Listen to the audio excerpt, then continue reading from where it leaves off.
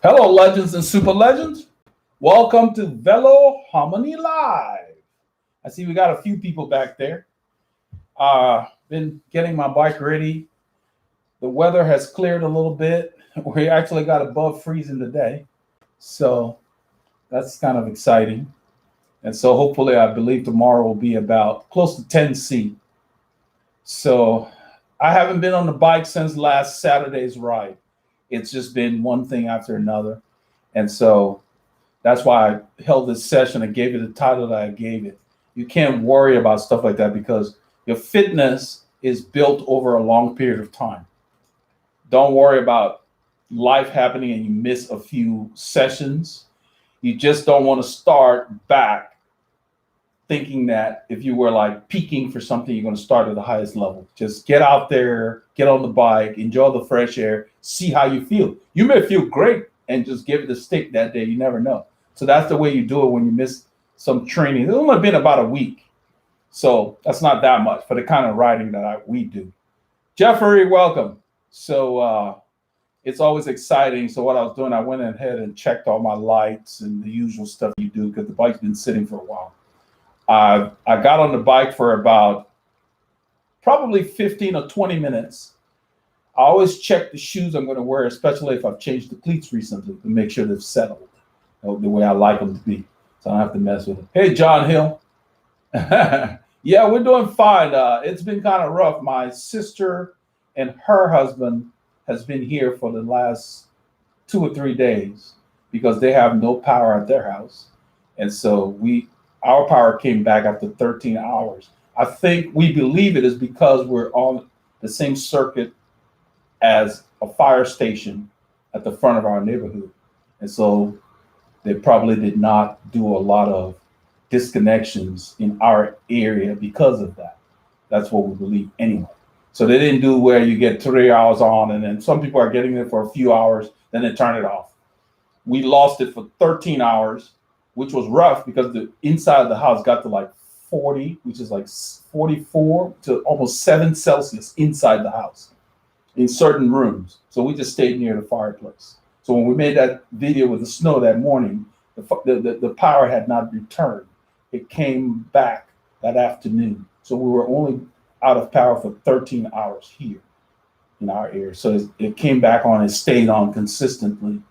So we filled up the tubs and different things with water just in case, because you need power to drive the treatment plants and different things. So certain mud districts are having problems where they got to boil water.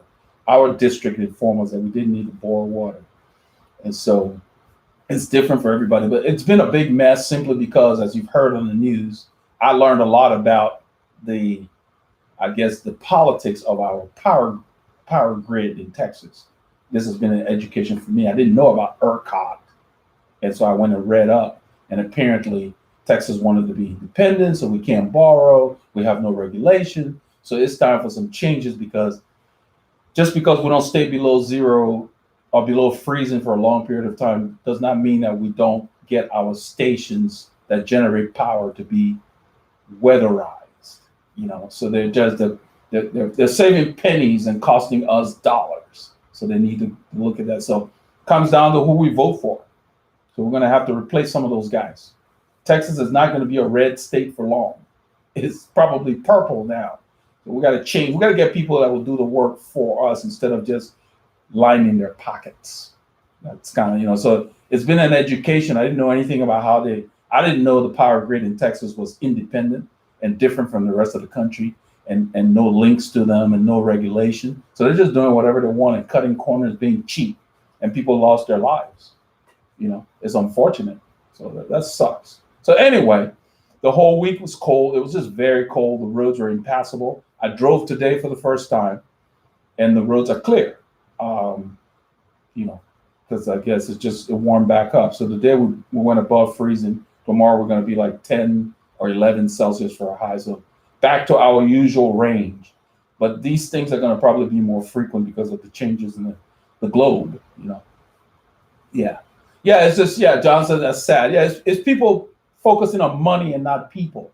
Like our governor, I just learned that the governor dictates to ERCOT what they should do. So basically, our legislative leaders in Texas did not tell that organization that's running the power grid that, hey, you need to weatherize everything. So the natural gas pipes froze at the power generation facility, the nuclear power plant, whatever they used, it froze. It wasn't about, oh, going green. We're not green.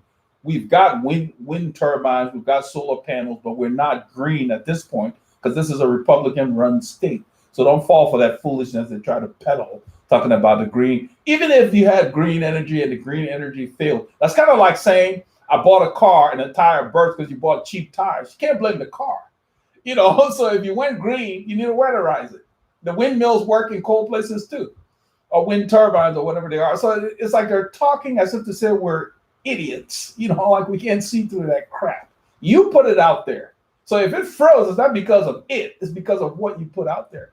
And my brother Paul has a generator and found out he couldn't use it because the generators that sell here don't function very well below freezing. So his generator went kaput.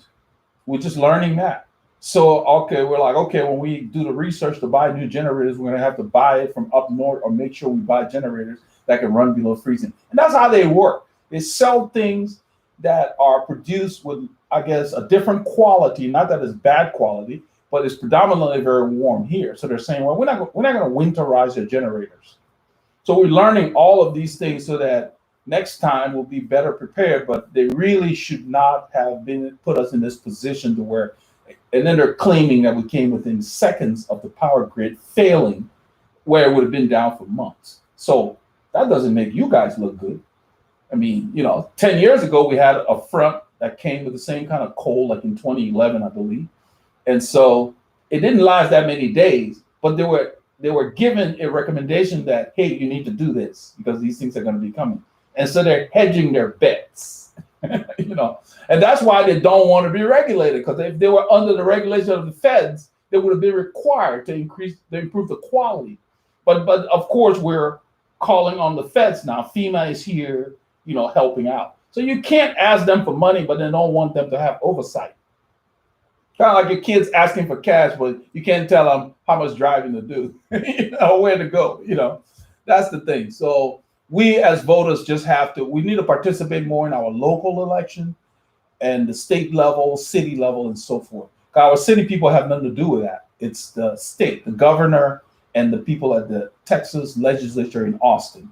They're the ones running the show.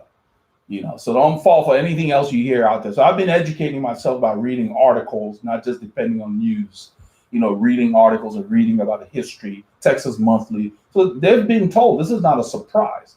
They just blew it off and didn't take it seriously. They were gambling. And so people speculate in our energy market. So now people are going to make money off of this situation because now the price of natural gas has jumped because of the demand, the artificial demand that was created because those things went offline. And then speculators are going to make money because it's a commodity, to make money off of things where people are dying and freezing and whatever. I don't know how they can do that with a conscience that's clear. So it's one of those things.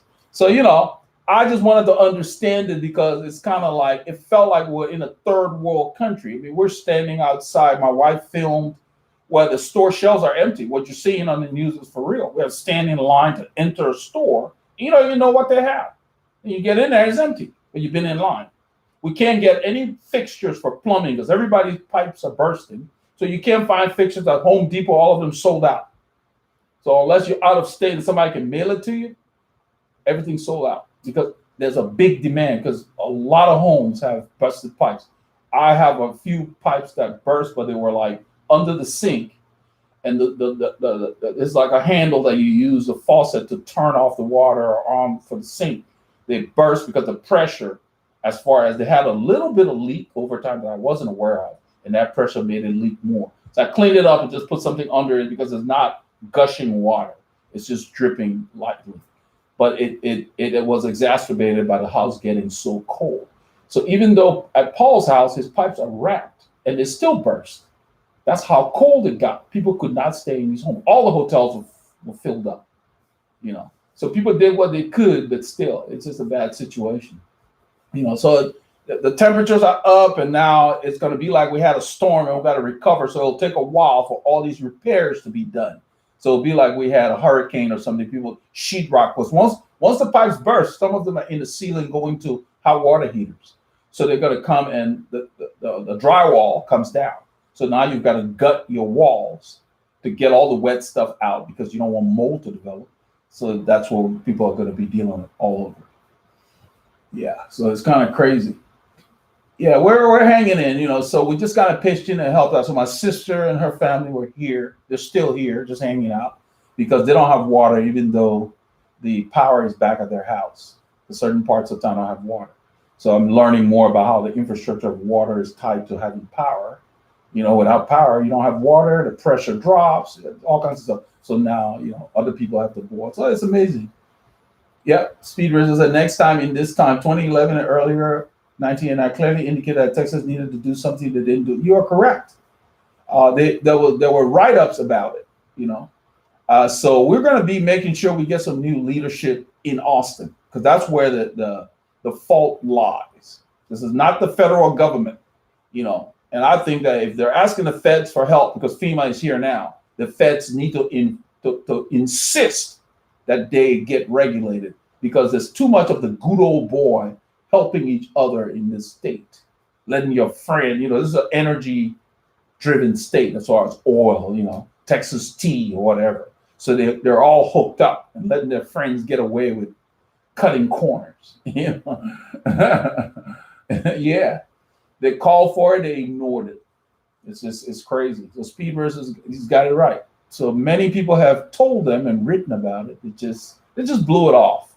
And the sad part is certain people were desperate and certain people died from carbon monoxide poisoning. You don't get the whole story. You just hear that there was a family, the police showed up and a kid died and an adult died and they saved one adult and another child.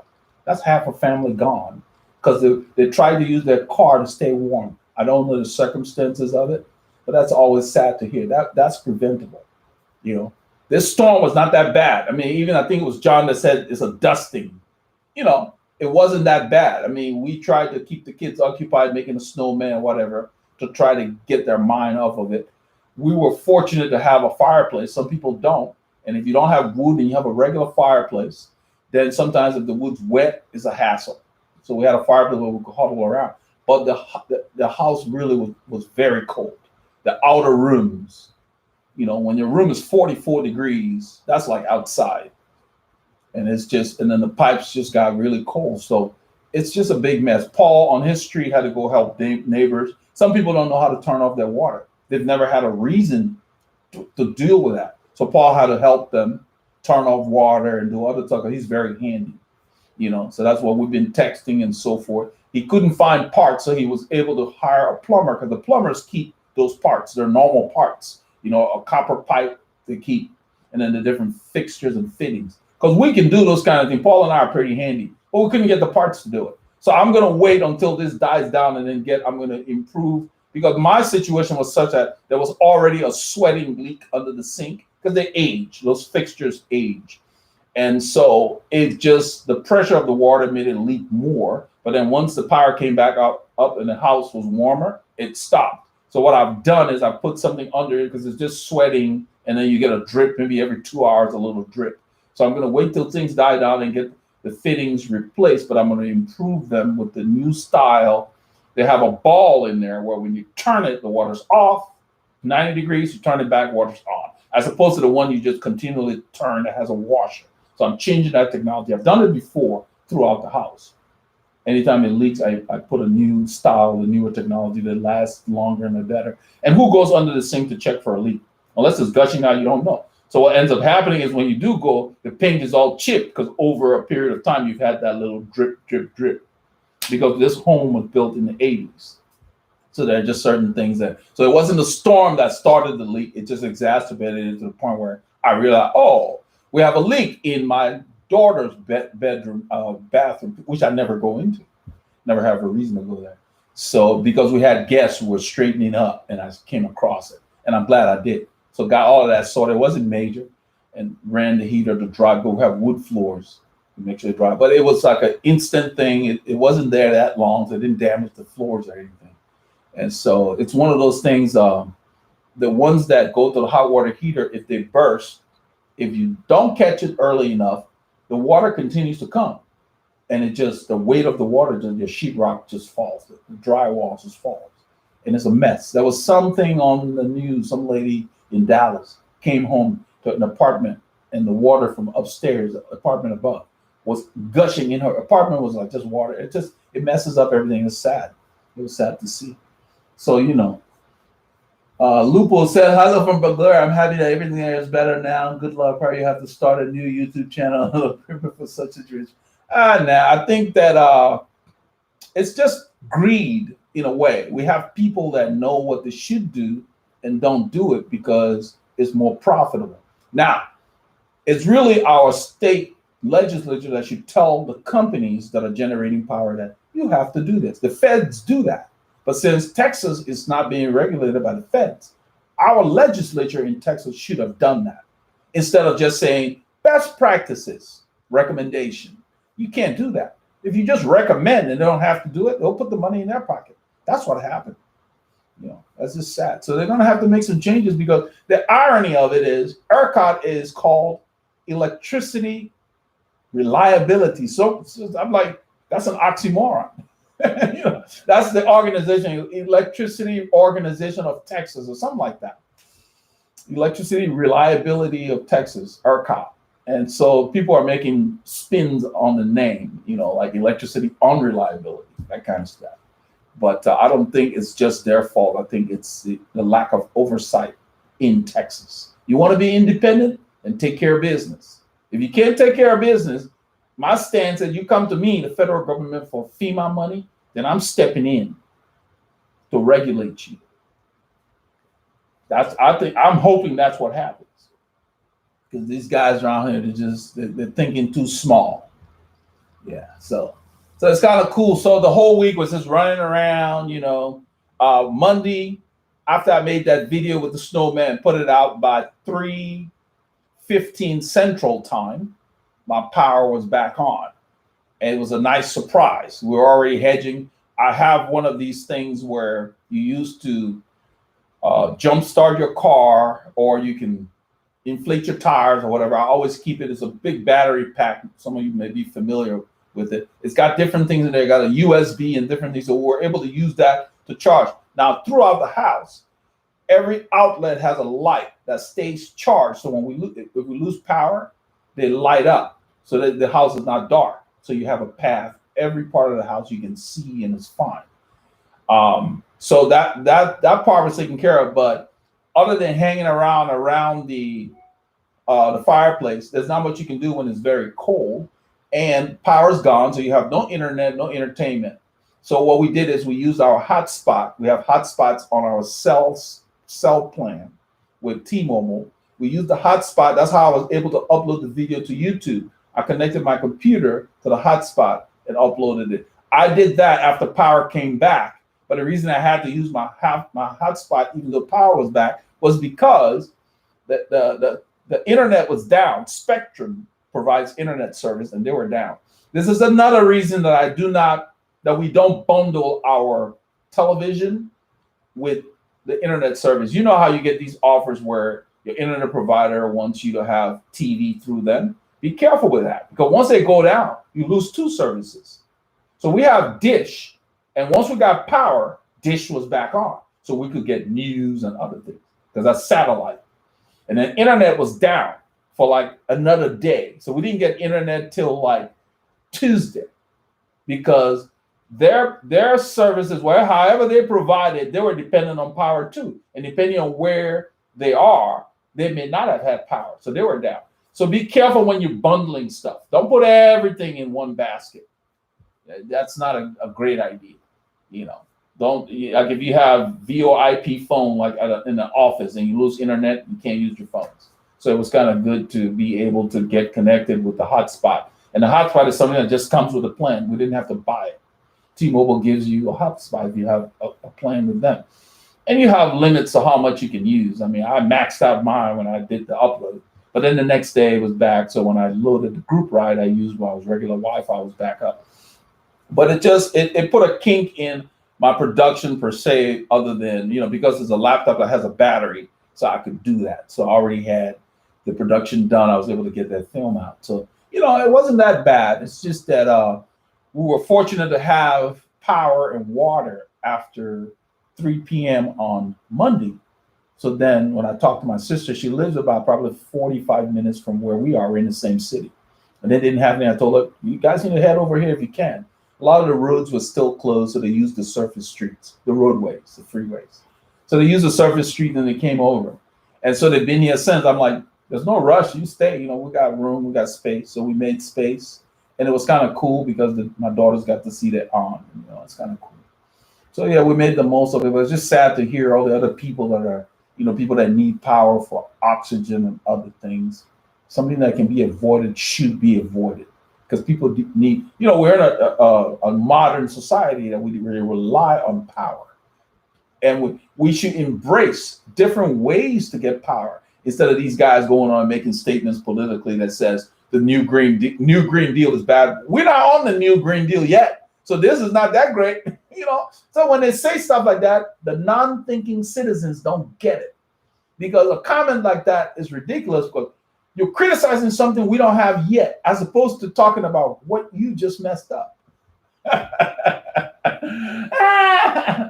Oh, man. Simonson said J.R. Ewing, likely at the bottom of it. I don't know if you guys know who he's talking about, J.R. Ewing.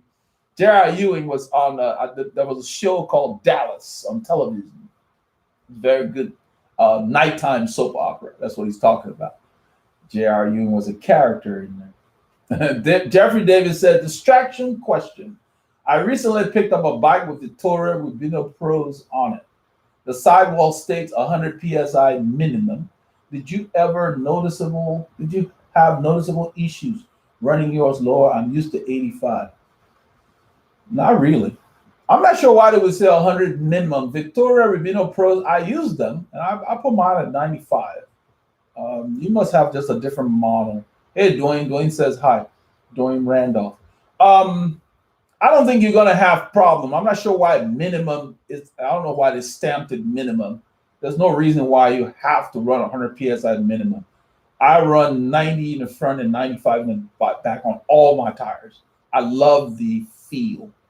You don't need much more than that. You could put 100 PSI in there. It'll be fine. I don't know what size they are. They might be 23s maybe. That's why I use 25s. I only put 23 on the front because the handling is sharper and crisper. But no, you'd probably be okay, depending on your weight. But 85 or so would be fine. I'll run 85 when it's wet. You don't need a lot of air in the tires. That's not why you have flats. You have flats because you hit something and it basically compresses the tire beyond what it can handle. I mean, at a certain point, within a certain limit.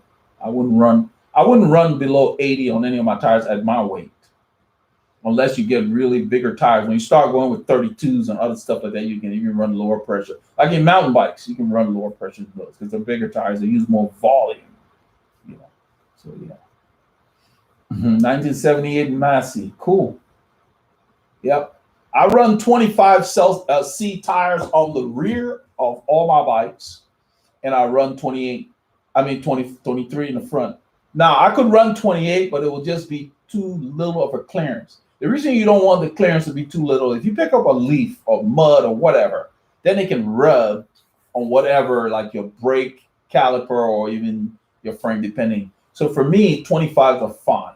It's close enough to the 28s. I can run 28s on the Colnago, and I do sometimes. But most of the times when I'm getting tires, they're on sale, or people are sending them for me to test, I just tell them to send me 25s because the 23s that I have, they last a very long time because they're on the front. So I end up going through a bunch of rears before I need to replace a front tire. And so you don't want to, don't worry about it. Now, the Rubino Pro is a low TPI tire, so it's a good all-around. It's really a good training tire, okay? But it's not a high-performance racing tire. They intentionally make the Rubino Pro for training. Oh, John says he put the 25 on the front and can really only fit a 23 on the back. I guess it's okay, but I would probably just then do maybe 23, 23. I don't think you need a bigger tire on the front. If you think about it, John, in terms of like a sports car, you see the reason they do most of the sports car with the staggered tires, they put a smaller profile set in the front and they put a wider on the back.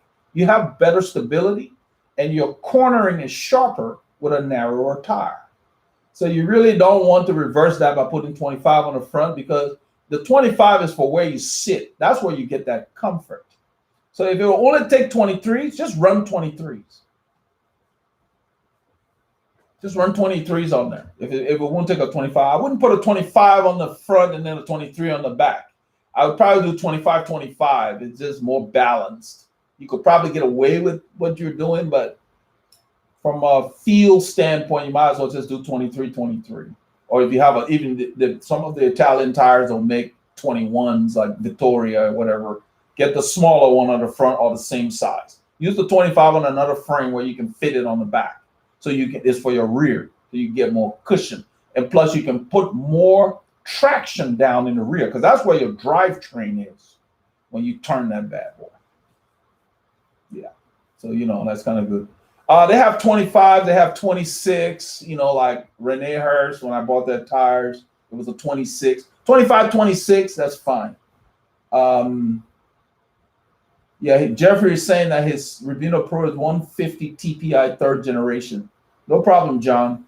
John is thanking me for the explanation. No, the 150, that's good. 120, 150. Now, I like low TPI tires for every kind of riding, especially winter. You're just out, you're getting training miles in.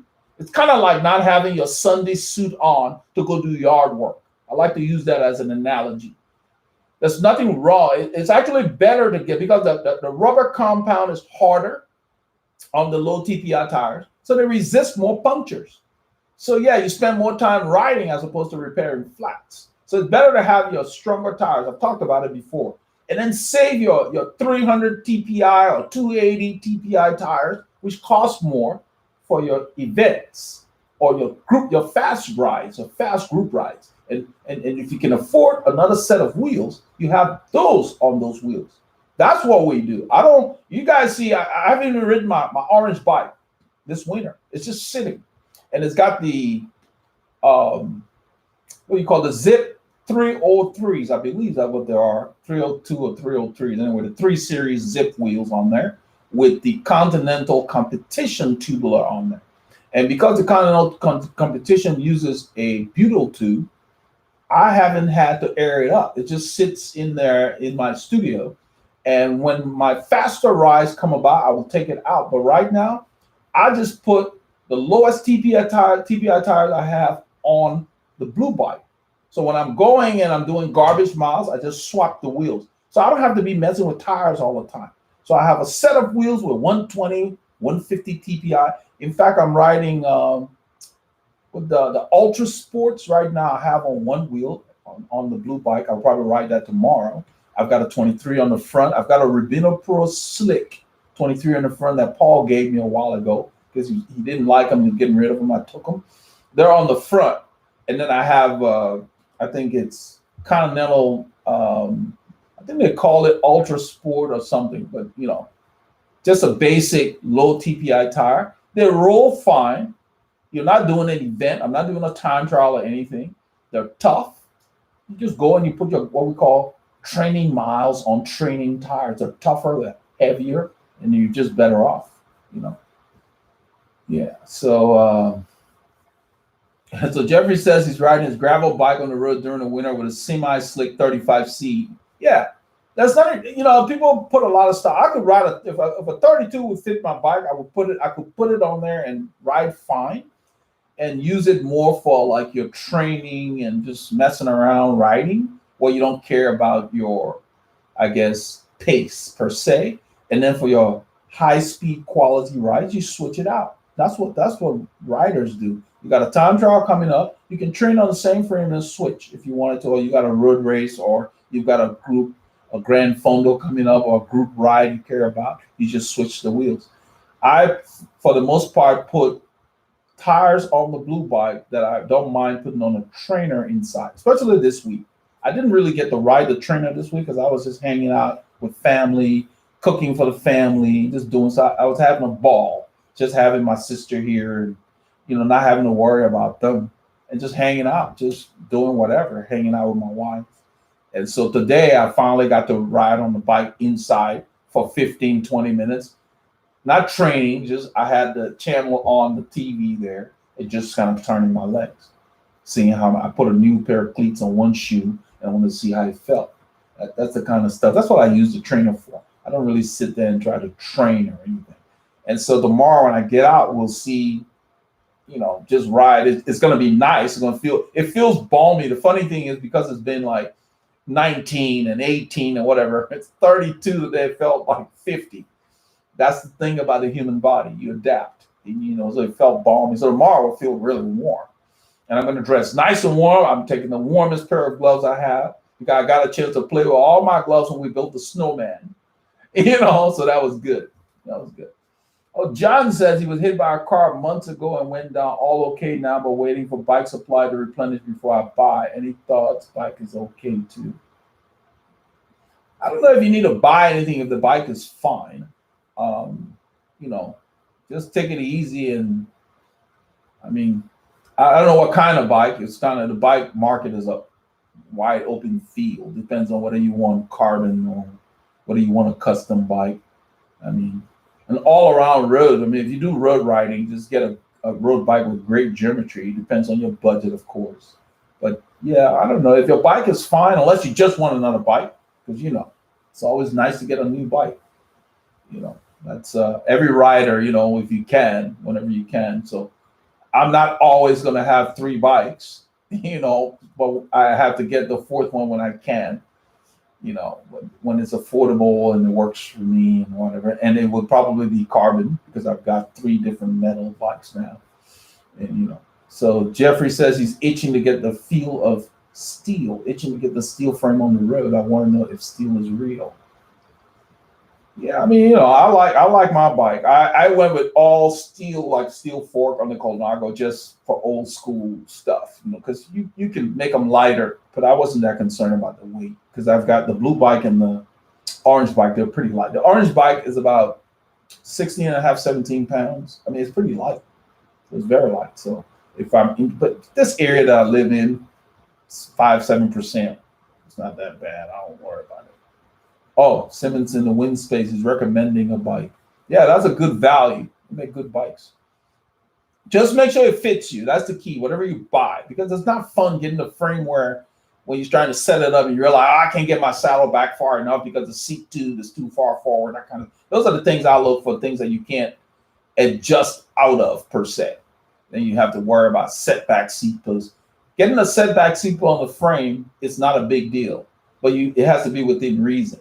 So, depending on your dimensions and your proportions, you have to make sure you get the right seat angle, and you've got to get the right head tube angle. If it's too tall for you, you will never get low enough for where you need to be. So make sure you know what frame will fit you as far as the dimensions of it. So yeah, I'm looking forward to getting out tomorrow. Being off the bike the whole week, I didn't really fret about it because I was so busy just hanging out and enjoying company. So it felt like, a nice vacation from the bike. So I'm kind of itching to ride. So it's going to be a lot of fun. And so when that happens, don't worry about your fitness per se, because you've done enough of the work. I'm not going to lose, 3 or 4 days, if you're training and peaking, 3 to 4 days can't affect your fitness. But overall, a week off is not that big a deal. I've done it many times where I would take off the whole week and just go on a ride and feel great on Saturday. So I don't really worry about it. The reason I'm spinning today is I want to kind of loosen up the cobwebs and then be ready to ride in the morning. So it'll be fun to get out there. Just get out and see what's going on. It'll be a way to check out the neighborhood away from where I live to see what's going on, because I haven't been out. Today was the first day I drove my car, and I did a specific errand. My wife needed her car repaired. Not repaired, an oil change. So we dropped off her car. Then I drove her to work and then did a loop around the city within about a 7-mile radius to come back. So I didn't just go around driving So it'll be nice to see other places on the bicycle that I haven't been able to see for this week. Because we've just been kind of cooped up in the house. Because up until a day or so ago, we were told to stay off the roads. And that's why you really wasn't a good idea to go out there. We're trying to minimize accidents and so forth. So now everything's fine. Everything has melted. My snowman lasted, we built him on Monday. He was still out there today. His nose has fallen because he started to melt about 3 hours ago. And he's not going to make it tomorrow because we'll be at 10C. But it was cool to see. I've never built a snowman before. So it was kind of fun to do that, you know. Let's see here. John Bailey, a nice Tesla hit me, so I have a good budget. Oh, boy. Let's see. When I get hit, I treat myself to a new bike. Well, I want to get that 25 on the back. Well, John, whatever you buy, since you want to put 25, don't just get a bike that can only take 25. Get a bike that can take a 28 and then put a 25 on there, knowing that you've got that room. Because you're not going to be buying a bike every day. Now, you don't have to buy a gravel bike per se. They have road bikes that will take. And hopefully, if you're in California, so you have shops there that can let you see the bike you might want in person. Just make sure you get the dimensions. Like I said, your head to height is very important because you can't change that. Even if the angle is weird, you can use a longer or shorter stem. Head to height. You want to make sure it's not too high because you can't go lower if it's too high. You can't drop where you need to be. And then also your seat angle.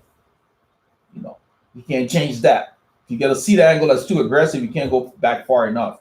If you know, even if you're 5'10" or whatever, you need to make sure you know your seat angle. And so you can try bikes at your shop and then decide what you want to do.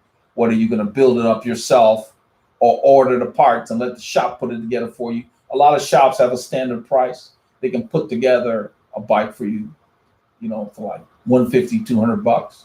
They'll build a road bike for you. Then you have to think about the Grupo that you're going to put on there. And so since you got a good budget, try to find deals. It's always cost effective buying the frame and then buying the components yourself. Because if you know what you need to get, you can source it yourself. You can cut down the cost. When you buy a full bike, they hide a lot of markup in there.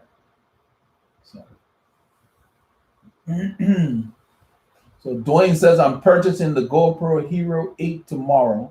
I'm excited about moving away from the Galaxy Gears 360 cameras I'm currently using. Why are you buying a GoPro Hero 8 when they have a GoPro Hero 9? You're pricing yourself for obsolescence. Might as well just buy the 9. The 9 is much better than the 8, from what I read. So you might want to go ahead and just get the 9.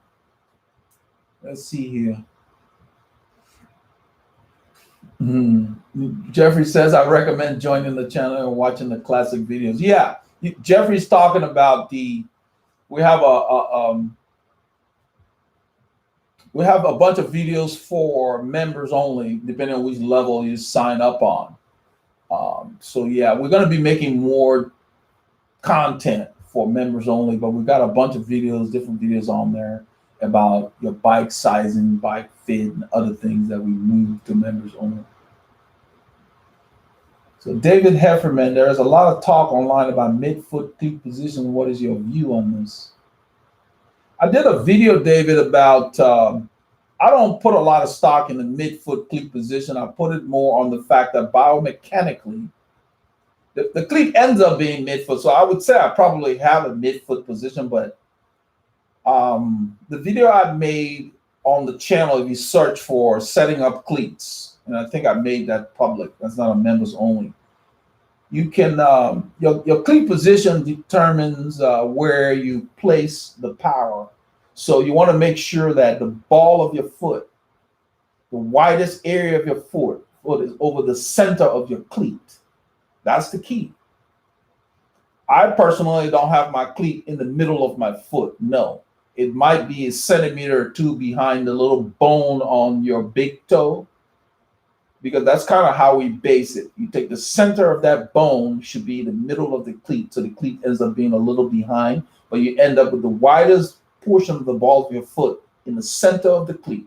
That is a great starting point. And some people prefer it a little forward or a little backwards. but I set anybody I do a bike fit on, I use that, and I'm yet to see someone who wanted to change that. Because a lot of people come for a fit and their cleats are too far forward. And what that does is when I set their saddle right, their foot starts getting numb. Because once they start applying pressure all the way to where they're not trying to cheat anymore, because I got the saddle right, then they realize that they're not getting that relief.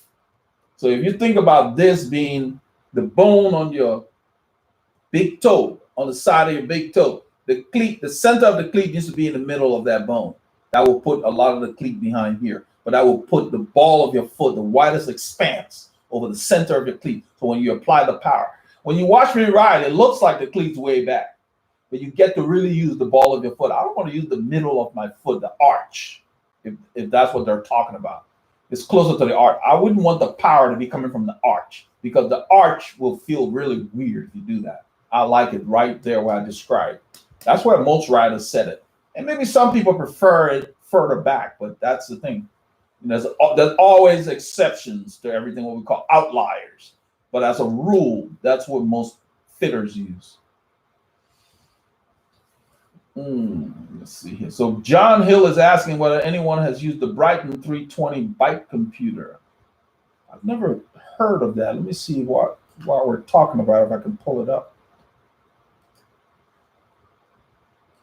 Brighton 320. These computers cost a lot, so it's good that he's asking these questions, because I got into the Garmin computers because I got a deal on a 520 many years ago, but it was just too small. And so I found an 8 something on eBay, and that was bigger. And so when I got through using that one, I went to the 1K, the 1000. Now they got a 1030 out or whatever. So think about what computers you get into, because all the stuff that goes with it is proprietary. That way you're not just spending money. So it's good that he's asking. I'm curious to find out what this Brighton 320 is. So Jeffrey is saying that somebody has problems with his friend has problems. Brighton. That's really what you want to do, because once you invest in it, you want to kind of stay with it. Because you got to get the cadence meter and all of that heart rate monitor belt to pair with it. You get so many accessories to where you don't want to be switching all the time. Let's see, Brighton 320 review. I'm going to pull up this review somebody did online. Supposedly it's very affordable. And somebody named Sweetcyclists, the Sweetcyclists.com, plural. The shape looks similar to like the 8 series Garmin. Let's see what they say about it. I'm just going to paraphrase. So Brighton offers 2 variations of the Rider 320 GPS. That's what they call it. The head unit only, or a sensor bundle that includes a heart rate and cadence sensor. That's what I was talking about. The Rider 320 is advertised as simple but powerful, and it has ANT+ and BLE connectivity. So it seems to have the same thing, and then the retail price at $119. That's very affordable compared to the other guys, because they're probably $400 or $500 for an 8 series Garmin. And then you have $179 with a bundle. That's like $60 more. That's still pretty good, because the bundle will give you all the ANT and probably the heart rate monitor. So at that price, yeah, it's something you could try. Let's see what the dislikes of this review. I'm going to just go through. If you want to read the whole review, just go to the Sweetcyclists.com. Let me put it on here. I will put the full link so you can just copy and go to it if you want to, John. John's one of our biggest supporters on this channel, so I'm taking the time to do this for him. That's the link that I'm looking at, John. So they said they like the affordability. They like the highly customizable data fields and the contrast display with backlight, which is good. You can see it. They don't like the fact that the screen is glossy and reflective. They don't like no basic training options such as intervals or whatever, but mine doesn't have that either. So, and they say only the stem mount is included. I wouldn't like that as well, because I don't like to look at my stem. I have to do this to look at my stem. It is more natural when I'm riding to just move my eyes to see my computer, not my head, if you know what I mean. So I use the K-edge for the Garmin, which puts it in front of my stem. I hated it being on my stem. You end up doing this.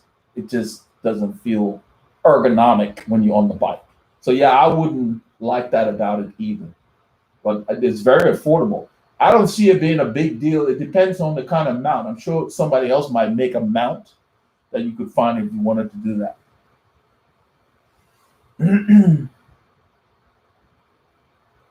Let's see here. Uncle Paulie's. That's an unusual name. Have you seen the big debate of the sweet spot versus polarized training? Criticism of trainer rod heavy sweet spot intensity in their plans. All their plans are intensity heavy. I haven't seen it, but I was coached by a guy from Eastern Europe when I used to compete. And what he taught me, I've seen work. And we treated intensity like seasoning, just a dash. Okay. Focus mostly on, or trying to peak or whatever. You see how Paul and I ride. We're riding at 25K, 28K. Well, you see that when we hook up with the guys and they want to go faster, we just go. Walk before you run. If you do too much intensity without the proper rest, it's quicker to get the overtraining than if you do long rides and build a huge aerobic engine. Okay. I don't, Trainer Road, or they're selling stuff. They get people to get in there. It's not very specific. They don't know you. Lance Armstrong made a comment on one. I like Lance. I don't care about all that stuff you guys have heard. I probably talked about it before. I knew Lance before he won the world championship. I lived in Austin for 9 years during those years that he was there. Motorola used to come there to train. And I knew him before he was famous. I knew him when he was with Subaru Montgomery. Not personally. I knew of him. And I participated in the Texas District road race where Lance ran away from the field. So I knew he was with Subaru Montgomery at that time. And so when he says stuff, because I knew the guys that he worked with, Chris Carmichael, I knew of them. So and Lance trained hard, trained a lot. They don't always ride hard. When Steve Bauer will come down, Steve Bauer, you guys knew, was with Motorola. He would come to Austin, and sometimes when they were riding, they would invite other people. You just didn't get in their rotation. So some of the local riders would just go and hang on with those guys. They would ride for 6 hours or more, just steady, but they're riding at 37K or whatever, in mixed terrain. Just steady, they're talking. There was not a whole lot of hammer.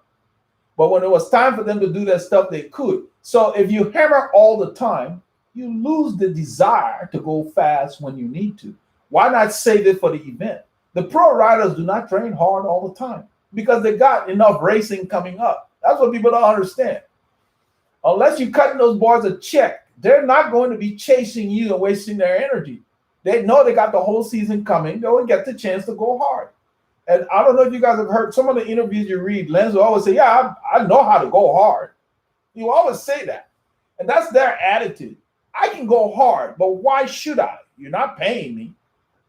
You're not anybody I'm competing against. Who cares if you pass on the road? They don't do that kind of foolishness. They go fast enough to where that if you're not on your top game, their endurance pace, you can't hold it for the length of time that they do. So when they do a time trial, what's his name? Greg LeMond did a Tour du Trump in the 90s, like 88, 89, 90, something like that. You know how he would win the Tour, then he'd get out of shape in the winter, and then he'd use the Tour du Trump as one of the races to get back. So when he was coming back, I think he was with a team in Colorado because nobody gave him a chance after he was shot.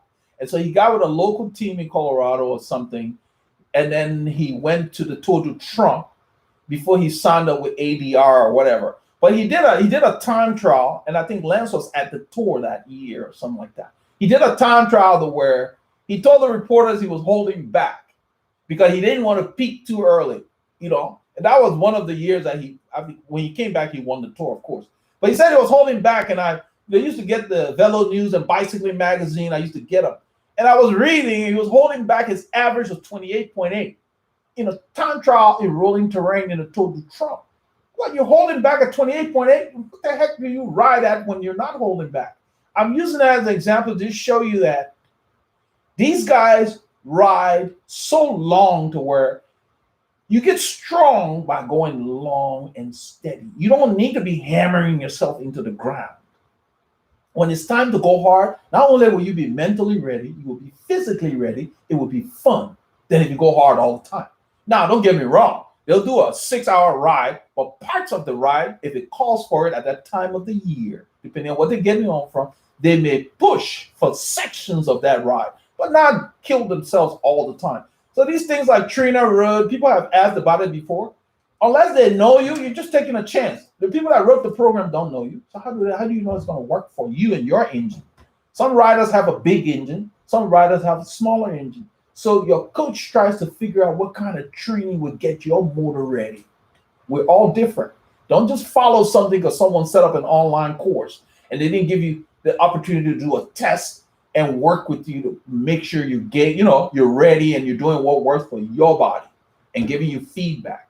You end up riding yourself into the ground and be burned out when it's time to go fast. So just be careful with that. So you don't need to, you can spend all the time going back and forth. Just know that you've got to find out what works for your engine. I say that all the time here.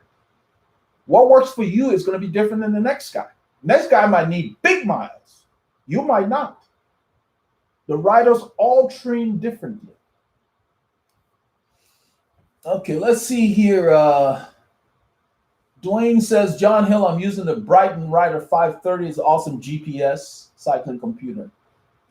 Yeah, you're taking a chance every time you get a cycling product. I mean, the way I look at it, if it's not that big of an expense, if you have nothing that you're using today, do the research, read the reviews, and decide if you want to take the chance on that. Because once you get into that with all the accessories and everything, you don't want to throw all that stuff away.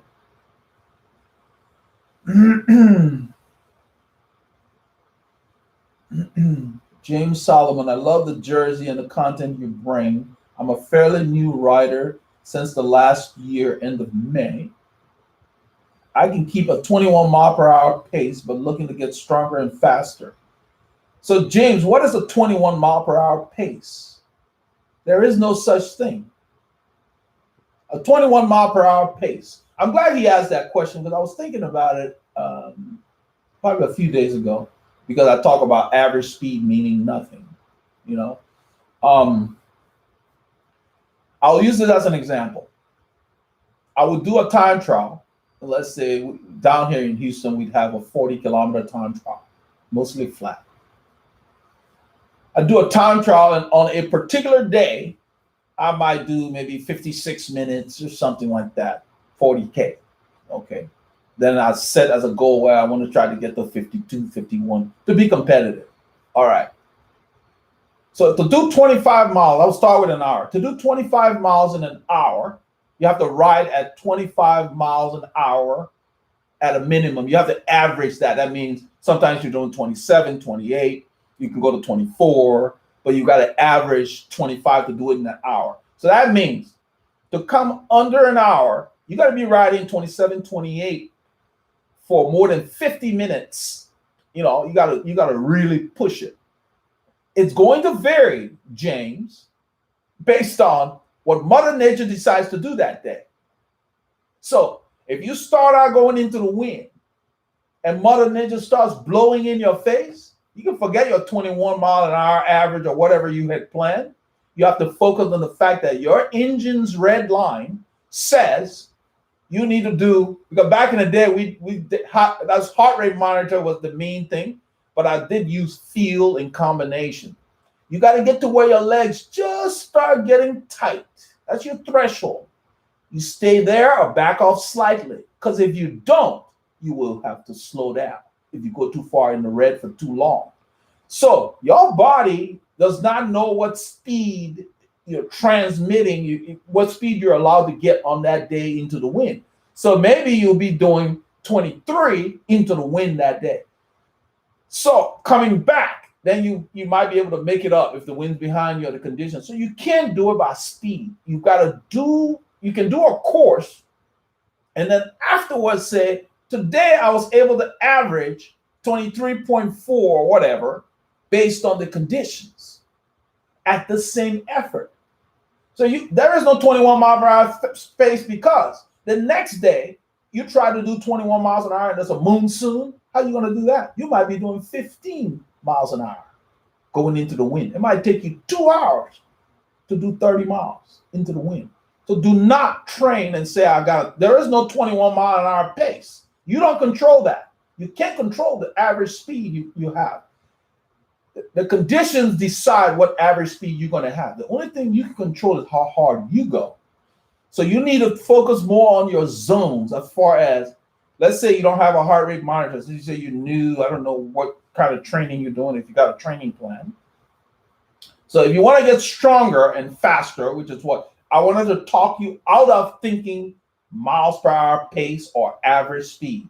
Waste of time, red herring, you can never catch that. It's just moving all the time. It's a moving target, because windy today, your average speed would be different at the same effort. So the only thing that's consistent, you've heard people, James, talk about power meters. That's why they talk about power meters. 150 watts is 150 watts, regardless of whether it's windy, sunny, cold, whatever.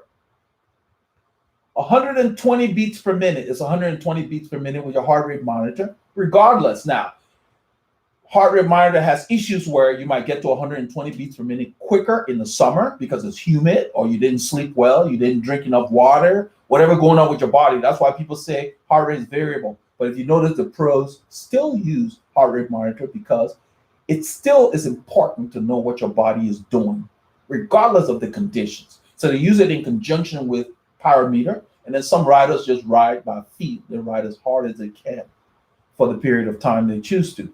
Feel is important, meaning on a scale of 1 to 5, am I going as fast as I can go? Am I going like 50%? Am I going 1 out of 5? You've got to develop that. I started with feel, and then I got heart rate monitor. Then when power meters came, later I got a wheel and I started doing that. The power meter you see on this channel, I just get it to display power for the channel. I don't train for that because it doesn't really matter. Now, I'll tell you why. I've said that a lot of times, but I didn't explain why. It doesn't matter because if I'm doing 120 beats per minute, I breathe differently than when I'm doing 150 beats per minute. You guys have been there. Or when you're doing 170 beats per minute, where you start going, things just feel like it's getting away from you.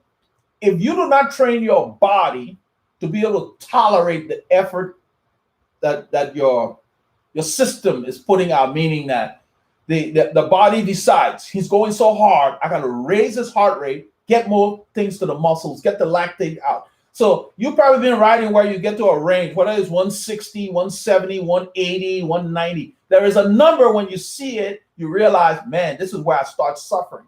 Everybody's been there. That suffering number, you already know it. And psychologically, there's a tendency I want to back off. No, depending on your goals, you have to teach your body to tolerate that range, that zone. If you never teach your body to tolerate 170 beats per minute, that's too high for me, I never ride there. Well, that means you will never adapt. That's what they talk about, adaptation.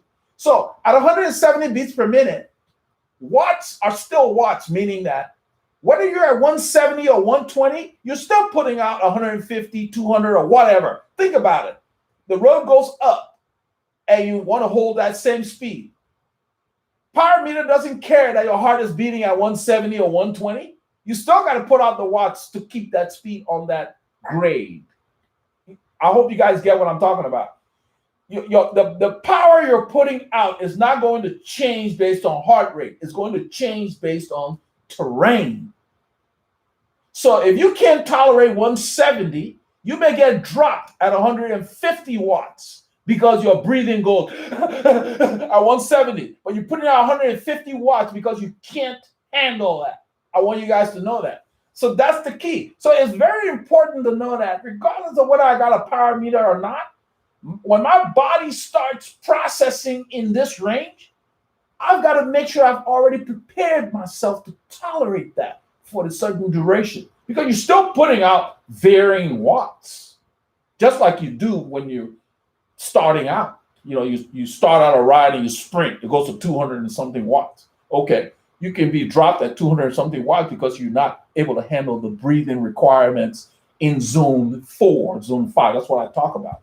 So I think it's more important to focus on how my body processes lactate than making power the only priority. Power is important, but if you can't process the lactate when you get to that zone, depending on the ride you're doing and the duration of that effort, you will still be dropped at a low power.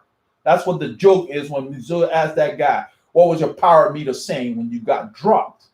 Because he couldn't handle the way his body felt in that zone. He had not conditioned himself for it. And it didn't matter what the power meter was saying, because he wasn't going to put out any power. He stopped pedaling. Because when your leg seize up, watts are zero.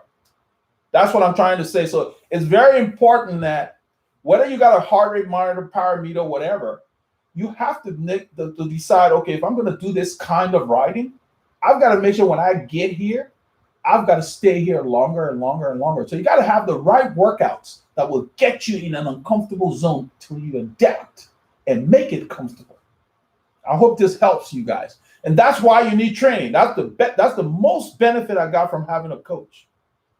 Because once I got comfortable in the zones that I was not comfortable in, you can relax now. You know how to, that's why I did the deep breathing video. You know how to breathe and get yourself under control. So you didn't try to come out of that zone.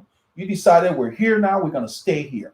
You guys have probably heard a guy like Lance is one of them. I keep coming back to Lance. Lemon used to say the same thing. Lance would say, I only go hard when it's hard for everybody.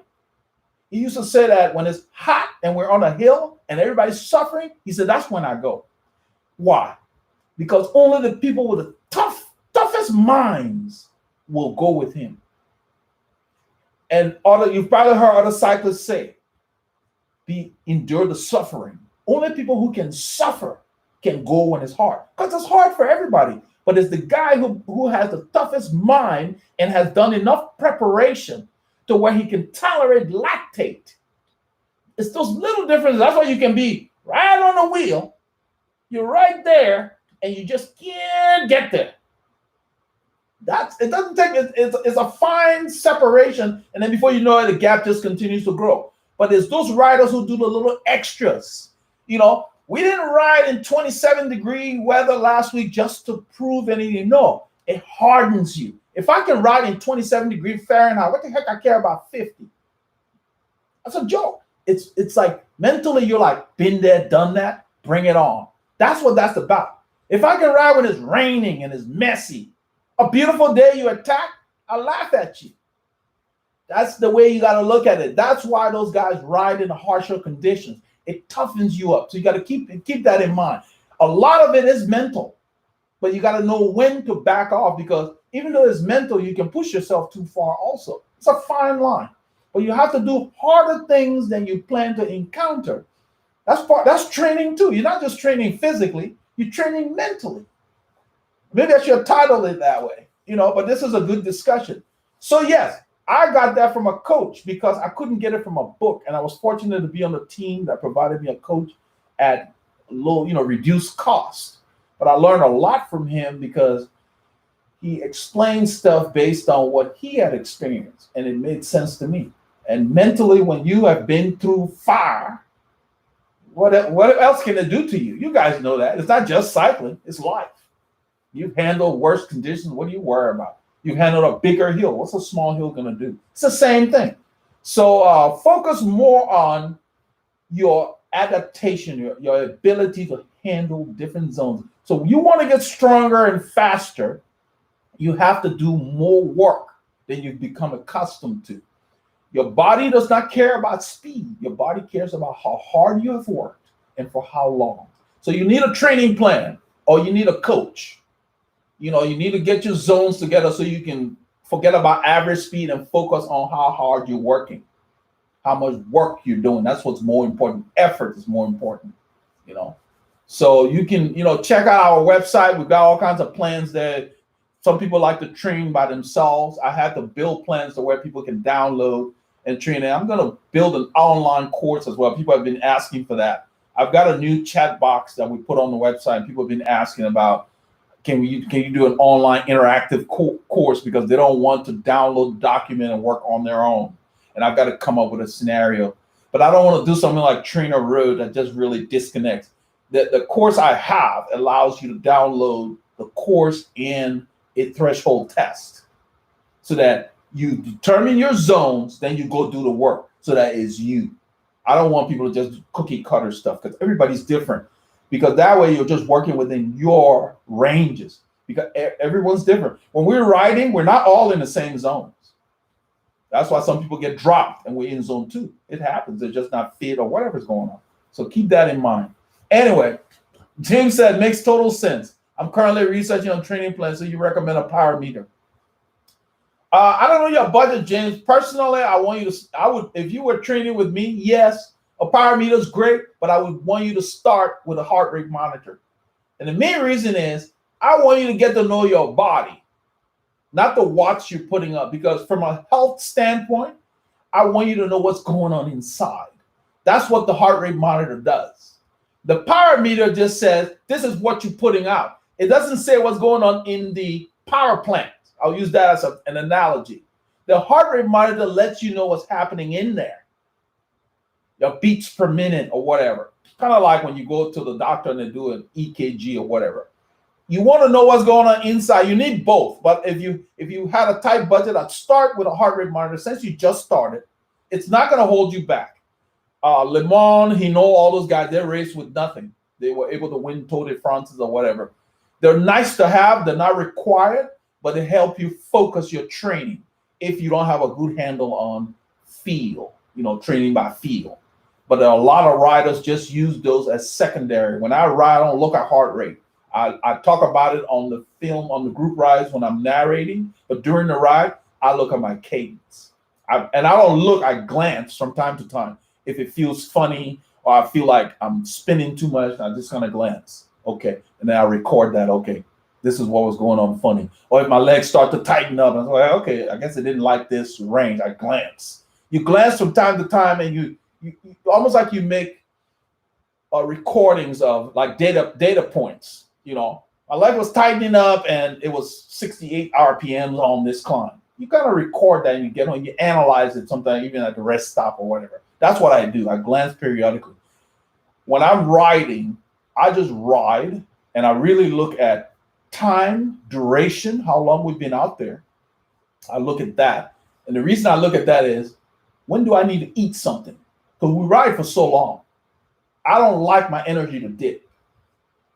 I look at that for that reason. So heart rate monitors are less expensive. And you saw, what's his name?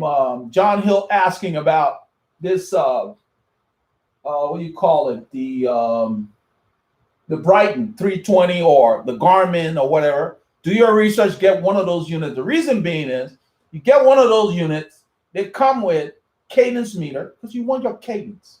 You want to know what kind of RPMs you're doing, so you can know what your engine likes. Imagine driving your car down the road and you have no tack. You won't know when you're in the red zone or not. You got to learn to know what your body can tolerate.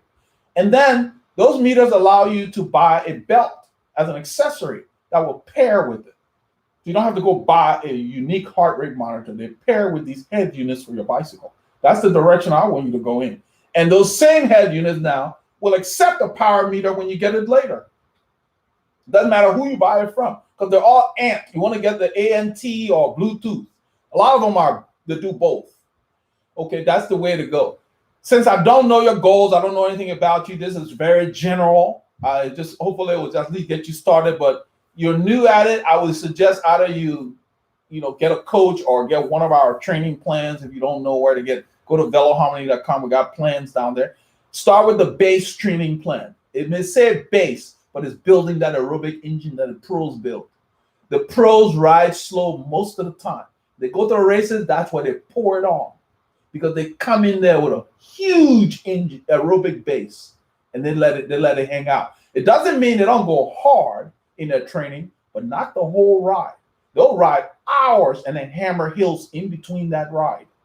So they have overall low average speed when they train alone, but they've done hard work periods within the ride. So don't get hung up on average speed. They don't care about that. What they care, when they care about average speed is, okay, I just did this time trial on this course at this race, and I did this time. I did 50 minutes or whatever to do this course, or let's say however many kilometers. And then they say, oh, the average speed was this. But they don't put a lot of weight on that because they know that if they go out another day or later in the evening and it's windier, it will be different. So the time they do is contingent upon the effort they put out. So what they know is if I stay in this zone for these number of kilometers, then I can be competitive. Because the thing is, you can only do what you can do. If your red line is here, it doesn't matter what speed you want to attain, because that's up to Mother Nature or the course. Imagine climbing all day. How do you know ahead of time what speed you're going to hold on a climb? You don't know that. All you know is I better stay with the power meter guy. So say I better do 280 watts or 300 watts, whatever. Or the heart rate monitor guy would say, I better just stay at 160 or 170 or whatever your threshold is. You can control that. You can't control speed. And even if you don't have power meter or heart rate monitor, you might say, I need to ride the 3917 on this grade because that's all I can pedal at 85 RPMs.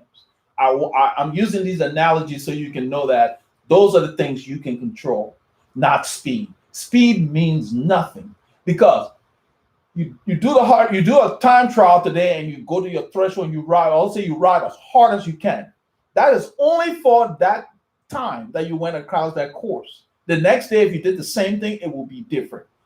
The average speed will not be the same. It might be faster or slower because you can only go as fast as the effort. Now, the only thing that may change is as you get stronger, you will be able to go harder than what you did before as far as effort. That's what you focus on. That's what the pros do. If they do a race in a time trial and they're competitive at threshold, what they do, they try to raise the threshold. I'm sure you've heard that.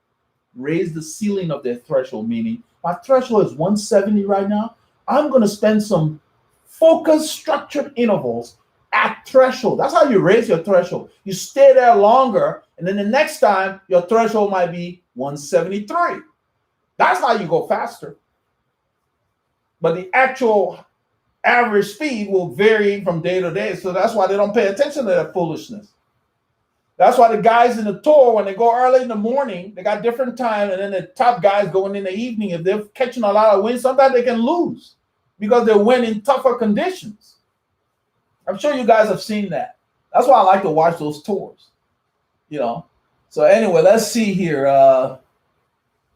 So yeah, but you need a plan. You need structure. I don't just ride. We have a plan.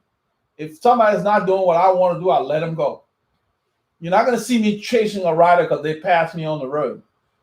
If I pass somebody, it's because that's the pace I'm holding that day and they're going slower. And there are times when I decide to chase a rider just to say, oh, can I catch this guy? But that's something I want to do. But it's not just going out there without a plan, but it's part of my plan. Because maybe at this part of the ride, I'm supposed to ride for 20 minutes at zone 4 or something, if it calls for that. So having a plan each day before you leave your note. And then since you're new, I don't know if you had a bike fit. You need a fit. If your bike doesn't fit you, you're not going to be efficient. You're not going to be comfortable. You'll be uncomfortable. You'll have saddle sores, numb hands, whatever. Ride with guys to be doing this. You're not supposed to be shaking your hand. You're not supposed to have no numb hands. That bike should be where you need the components to be for your body. So it starts with fit. Then you get a plan. And by that plan, what you do is the plan will teach you about you. The plan will help you learn what it takes for you to get fit. And over time, you become your own coach. That's what I was told, and that's what happened. You get to the point where you coach yourself because you learn what it takes to get you in shape. That's what coaching does. It's a good investment. People that just ride around, yeah, they improve a little bit, but they can't dial it in. They can't get in shape for an event because they don't know how to get there. They don't keep records. You need a diary, a journal, whether it's electronic or whatever. I use Golden Cheetah for mine to write down so you don't have questions, because sometimes you don't know why you're out of shape or you're not ready. Got to go back and review what has happened. What did I do last week? You know, interesting questions today. So yeah, get a training plan, man. I would not have done well in cycling without that coach. I appreciated him a lot. I learned a lot in a short period of time, more so than I learned from reading book the Greg LeMond's book. It was a good start, but you get somebody to bounce questions off of or whatever. So there's some people that I coach that sign up for the packages that I have, so they get my time. Because when they train, I can review their stuff or whatever, all involved in what they want to do. But then people ask for, hey, I've been riding for a while. I just want something I can do on my own. And then I've just put packages together. I've got like some bundles where you can get the threshold test with that, because you need the threshold test to know your zones. If you're using one of the power meters, if you're not, then it's not going to be very functional for you to use, because the training plan is based on zones, power or heart rate. Because people have one or the other, but heart rate is less expensive. All right, let's see here. And then Dwayne says, not to mention proper rest and overall fitness and being sick affects cycling. Yeah, it does. Yeah, you don't want to ride hard when you're sick.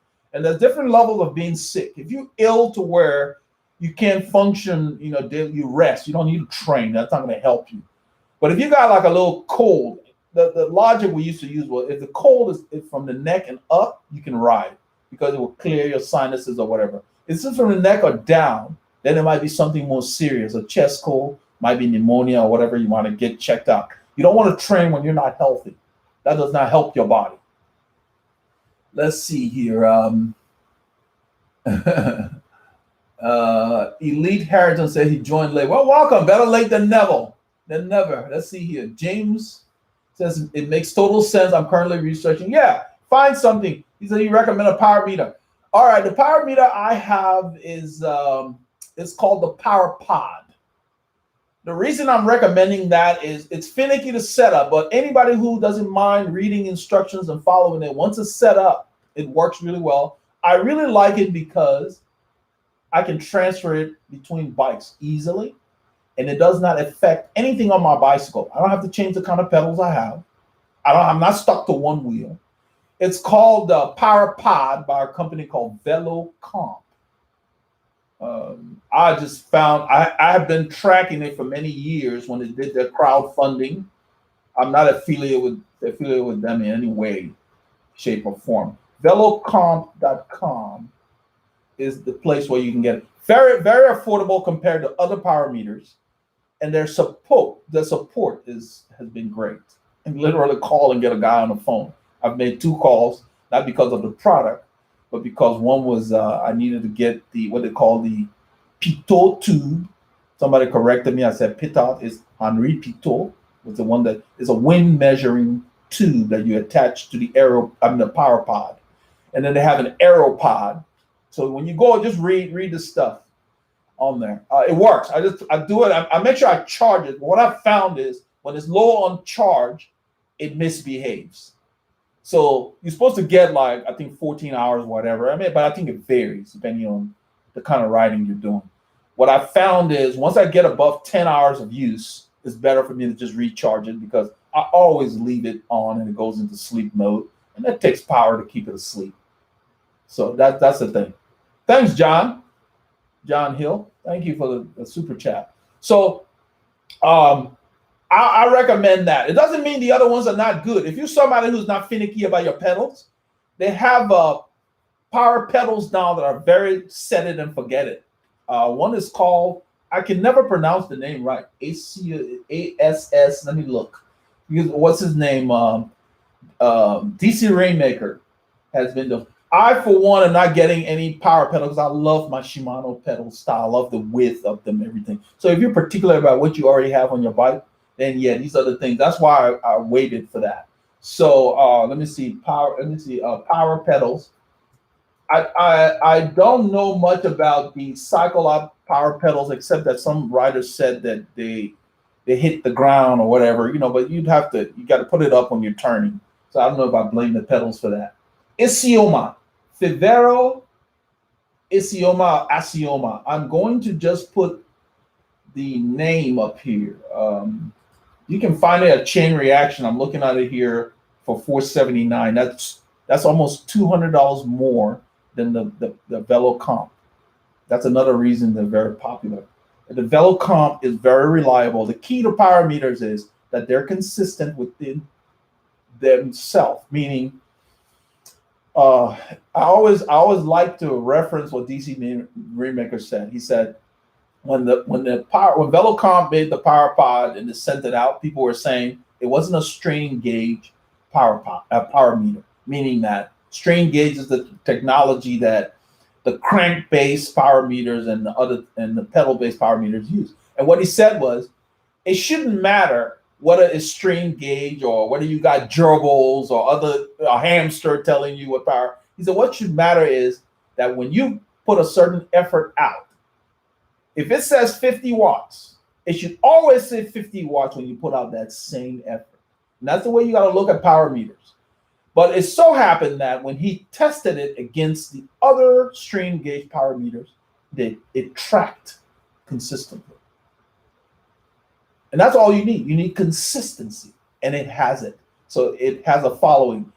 It is finicky. You need to read the instructions and be patient and set it up, and it works. I didn't have many problems with it. There was a bit of a learning curve in the little finicky stuff, you know. They use a lot of lights. It gives you this color and this flash, and it means this and means that. So you got to refer to that. And if you do that, you're fine. And I found that you need the out and back calibration was more accurate than the standard calibration, but the standard calibration was okay. So, and then the software that they have is a finicky install, but they have the instructions. And if you follow that, it works. And I think I use the software simply to switch bikes because I did not choose to buy multiple speed sensors. It requires a speed sensor. But if you take that,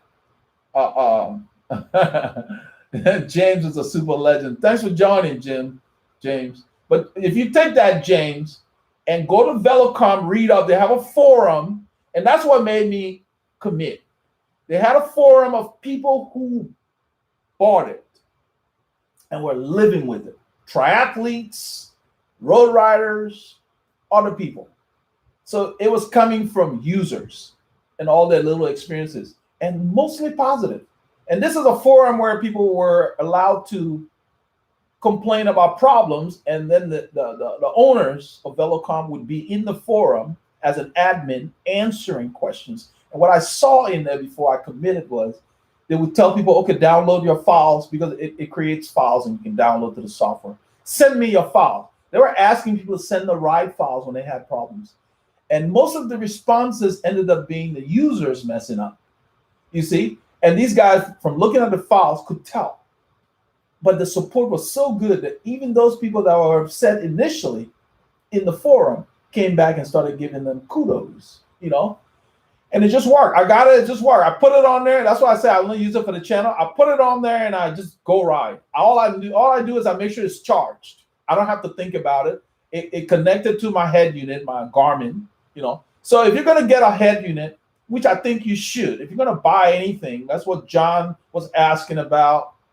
If you're going to buy anything, buy a head unit that you can live with so that as you grow and buy speed sensors and heart rate stuff, you're fine. Because you don't want to be changing. It's just a big expense to start off. It's an outlay to start all over. So just make sure you do that. I hope this helps you. Let me put the name of the power pedals here because these are good. The Fivero, even though they cost $200 more for people who like the power meters, that said that when they set this, they just set it and forgot it. I'm going to copy a link from Chain Reaction and put it in here. The pedals are there. You can read up on it because they have the best price. It's kind of a crazy looking link. I don't know if it'll work. There's a limit to what I can put in here. What I'm going to do is I'll just give the name of the pedals because you can search for it on Google. Let's go back. Because some people prefer to have pedals or whatever. That way you'll have choices. They're called power meter pedals. So why am I picking this over anything else? There's been a lot of talk about the Garmin pedals, the Garmin pedals. They cost more. They're probably $300 more than this one I'm posting. Let me put this one here. These are the pedals I'm talking about. The Garmin costs more and they're more finicky. Then, okay, you have other choices like you have stages that you can put on a crank arm. You know, that's another option, but you can't swap it.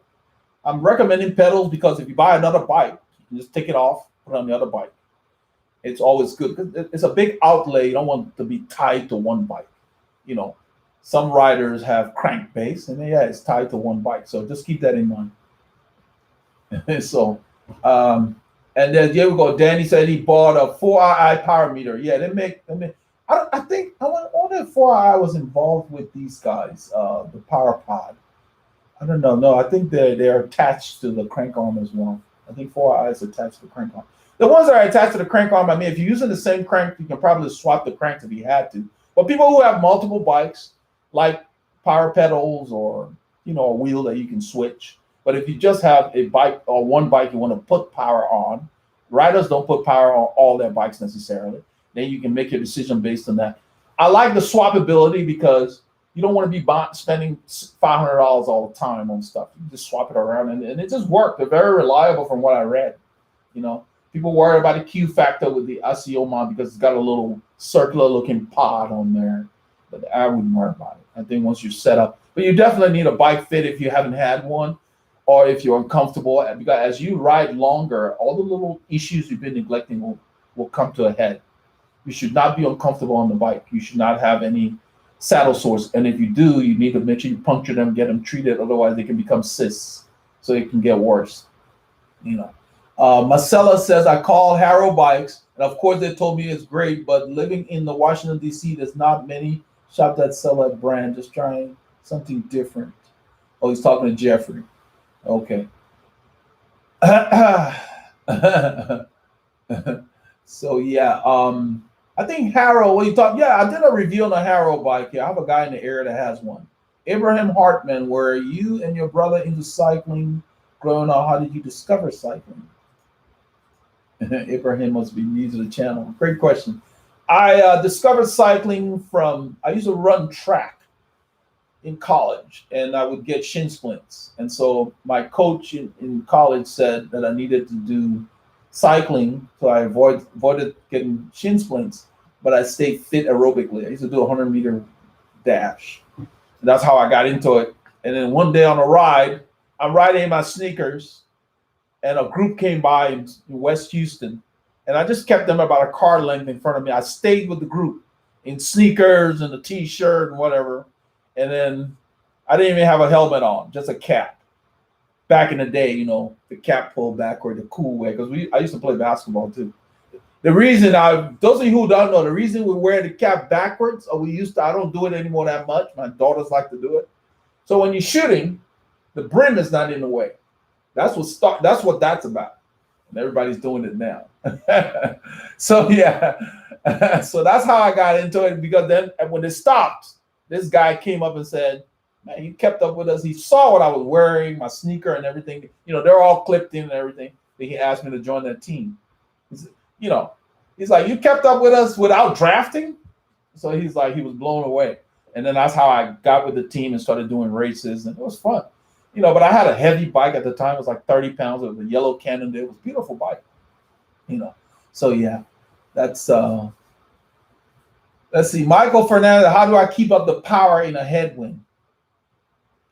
I mean, holding power does not have anything to do with the headwind, Michael. It's basically a tolerance. If you can't hold 400 watts for a period of time, it doesn't matter whether you got a headwind or not, because in a tailwind, you'll be using a larger gear at a certain cadence to get to that wattage. So you have to be able to have the proper workouts, Michael, to build your tolerance. That's why I told James to get one of our plans. So in our plans, we have workouts depending on which one you get, like the base plan, and you know, and then if you get one for preseason or whatever, you have to do certain workouts, and people call them intervals. I've done a video on the channel where I describe what intervals mean. It's just a period of time. You've probably heard the pros, or I held 450 watts for 10 minutes or whatever. That's how they push themselves. You don't do that every day, though. It's very tough psychologically and physically. But you have to build your tolerance. That's what I mean when I say build your tolerance. Because whether you're holding 450 watts in zone 2, if you stay there long enough, your body is going to go through some changes based on your fitness. Your heart rate may rise to a certain level for you to stay there. because you're creating lactate at all levels, just more lactate at higher levels. So your body has to process that lactate. It's the work that the body is doing that makes your heart rate go up. So as your heart rate goes up, if you can't tolerate 175 beats per minute, you're gonna have to drop the power you're putting out, because your body is the plant that's generating the power for you. So if it's going at 175 beats per minute and your legs are tightening up, that's what we talk about, your lactate threshold. So they all work together. You're going to have to reduce the power to make sure you stay where you don't blow. So it doesn't matter whether it's 350 watts or 400 watts, whatever you're producing that gets you to your red line, you got to stay there long enough to push that red line higher so you can keep producing that power. Otherwise, you have to slow down. You know, that's why when we ride with these guys and they go hard for 10 yards and sit up, what does that do? Nothing. I mean, if you're going to sprint, that's just a short effort. But if you just, you just do a little surge and you sit up, you're not teaching your body anything. If you're going to do a short effort, it needs to be really hard, kind of like you're lifting weights. So a 10, 15-second burst should be in what we call a neuromuscular zone where heart rate doesn't matter. You're going as hard as you can. That's when you do a 10 or 15-second burst, hard. Like the day when that guy took off the hill, I was riding the Colnago, what's his name, Hernan, and I jumped up to him. That's an anaerobic effort just to get to him, and then I dropped the power so my engine could come back down and then stay there. You got to be able to do all of that, especially for road racing. It's fun, but it's hard. You know. Anyway, let's see here.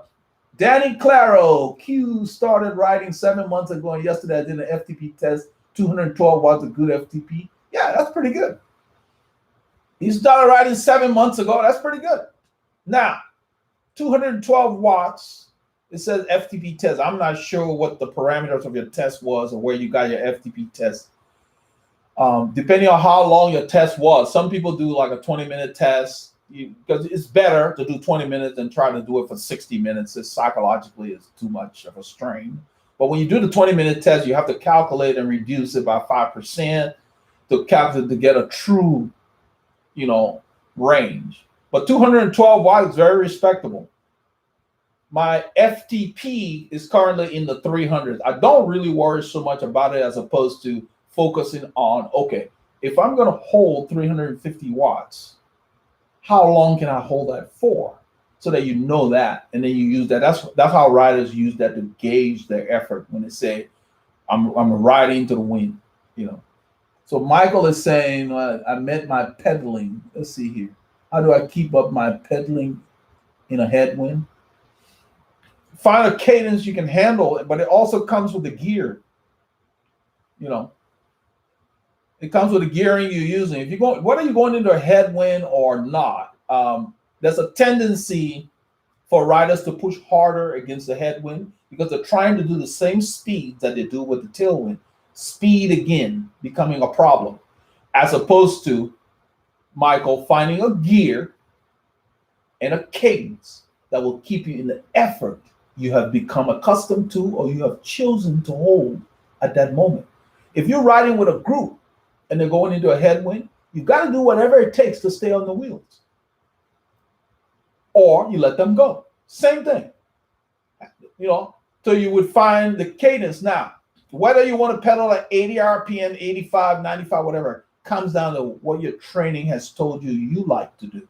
What I always say, you hear me, be able to do all of it. I don't worry about it. Sometimes I feel like pedaling slower, I pedal slower. Sometimes it feels good to put it in a bigger gear, drop the cadence a little bit, especially when you're just kind of rolling along.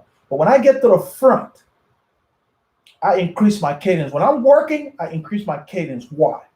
Because I can do it all day without killing my legs. Because once you overstress the muscular system, it might take 5 minutes before it recovers. You may not have 5 minutes if you're going to hang with the group. Whereas stressing the aerobic system, once you're conditioned, your recovery is faster. That's why experienced riders increase their cadence when they're working, because they train the aerobic system to where Few strokes, few soft pedaling strokes, heart rate drops. The best riders are always the ones that can put out a violent effort, recover, and do it again.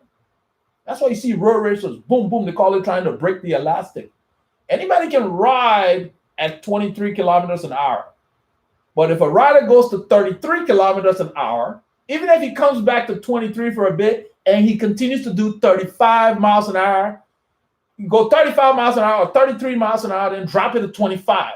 Then he does it repeatedly, like they do in road races. After a while, the people who have not conditioned themselves for these intervals, they let those guys go. That's how the elastic breaks. You've seen guys start breaks in the big grand tours. That's what they do.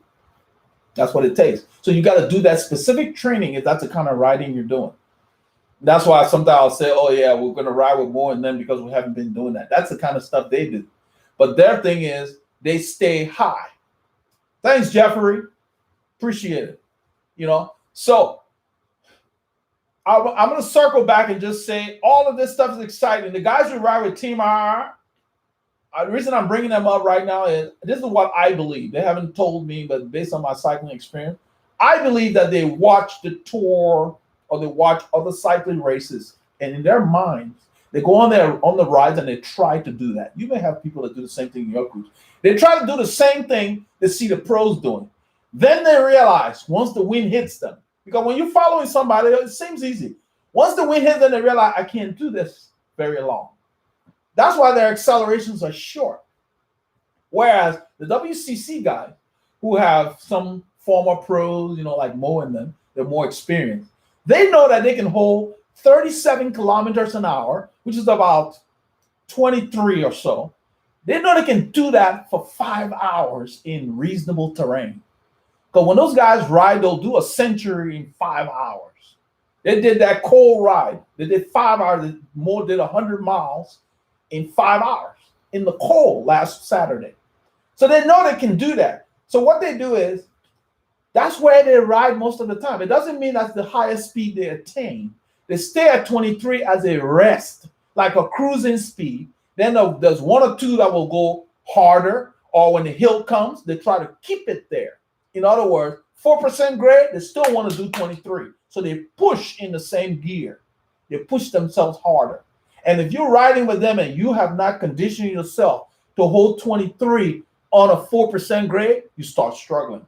Because once they do it one or two times, you may hang the first one, but once the hills start coming thick and fast, the same thing in road races. When they start repeating like that, and you have not conditioned yourself to do that kind of effort, what happens? You start looking for smaller gears. But what's going to happen? You're going to be going slower because you're downshifting, and these guys are staying in the same gear when the road goes up. That's how they ride. They may stand or just push, or they may go down maybe just one car and then rev. But they're still in close to that speed that you're not used to. You're dropping the 18, they're holding 23. Before you know it, you start seeing the gap opening. So then you have to decide, okay, I'm going to condition myself. Not going to happen overnight. I'm going to condition myself to do that. So what do? You try one or two hills on your ride. You know, especially if you don't have a plan. You know, but if you have a plan, there will be structured workouts to say, okay, so what you try to do is say, okay, where exactly, what zone was I in when I let them go because I was uncomfortable? And then you try to get to that zone on your own and stay there longer in preparation for the next time you ride with them. That's what training is about. That's what I mean when I say we train, we don't ride. You know, so people can ride less and focus on those kind of things and work on their weaknesses and be able to ride longer. You know, so when we do our long rides and we come to a climb, depending on how we feel, we'll attack a climb and then sit down or whatever. The idea is that don't do the same thing for the whole ride. Because when you're sitting in with a group that's doing 23 miles an hour sitting in the back, you're not working as hard than if you tried to do 23 by yourself on a flat road. Where you work is when the road goes up. So what do? You sit in, you make sure you save your energy by drafting. Save all your energy in that faster group. So when the road goes up, that's where you work. And if you do happen to get to the front, don't stay that long. A few strokes or none at all, pull off. Go back to the back. They'll understand. But when you do feel the way you can hold the pace, then you help the group along. There's no point in sitting behind these guys a whole ride and sprinting to the sign. That's not cool. You got to help the group. You're part of the group. You're part of the locomotive. You have to contribute when you can. But if you can't, sit in. Don't pull so they can say, great pull. Then you get dropped. Then they're worried about you. Then they're going to sit up. Is he okay? All that. You're slowing them down. That's what happens with those guys. And week after week, the same people do it. Early in the ride is sitting there pulling into the wind. I had to tell Randy, one of the guys, I said, we're not going to wait for you if you don't get off the front. Then he laughed and he got off the front. Because why are you pulling? You got enough diesels back here that can pull. And if you're going to go pull, then we got to slow down. Wait, I want to slow down. Even if I'm doing 18 miles an hour, I want to do 18 miles an hour for 5 hours. I don't want to go from 18 to 0 because I'm standing and waiting for the guy who got dropped. That's not a very good use of my Saturday. I want to keep moving. Even if I'm doing 16, I want to keep moving. I don't ride fast all the time. I focus on today is easy. I'm going to stay in this zone. And I'm going to just spin the little gears. It teaches your muscle. They call it muscle memory. When you teach your muscles to do certain things, when you need to do it, you don't have to think about it. It just happens. You want to go faster, you just spin. You just spin. So it's like training is a science. There's no one way. So when Paul and I would talk about it, it would be hours. We'd be talking. It was his idea. You need to start this channel. He said, I can't retain all of this. You need to put it somewhere where I can come back and look it up. Because it's always different depending on where you are with your training. What are you trying to accomplish? You never master it. I think you have heard that. That's why I love this sport. You never master it. The next day you go out, the wind picks up. What are you going to do?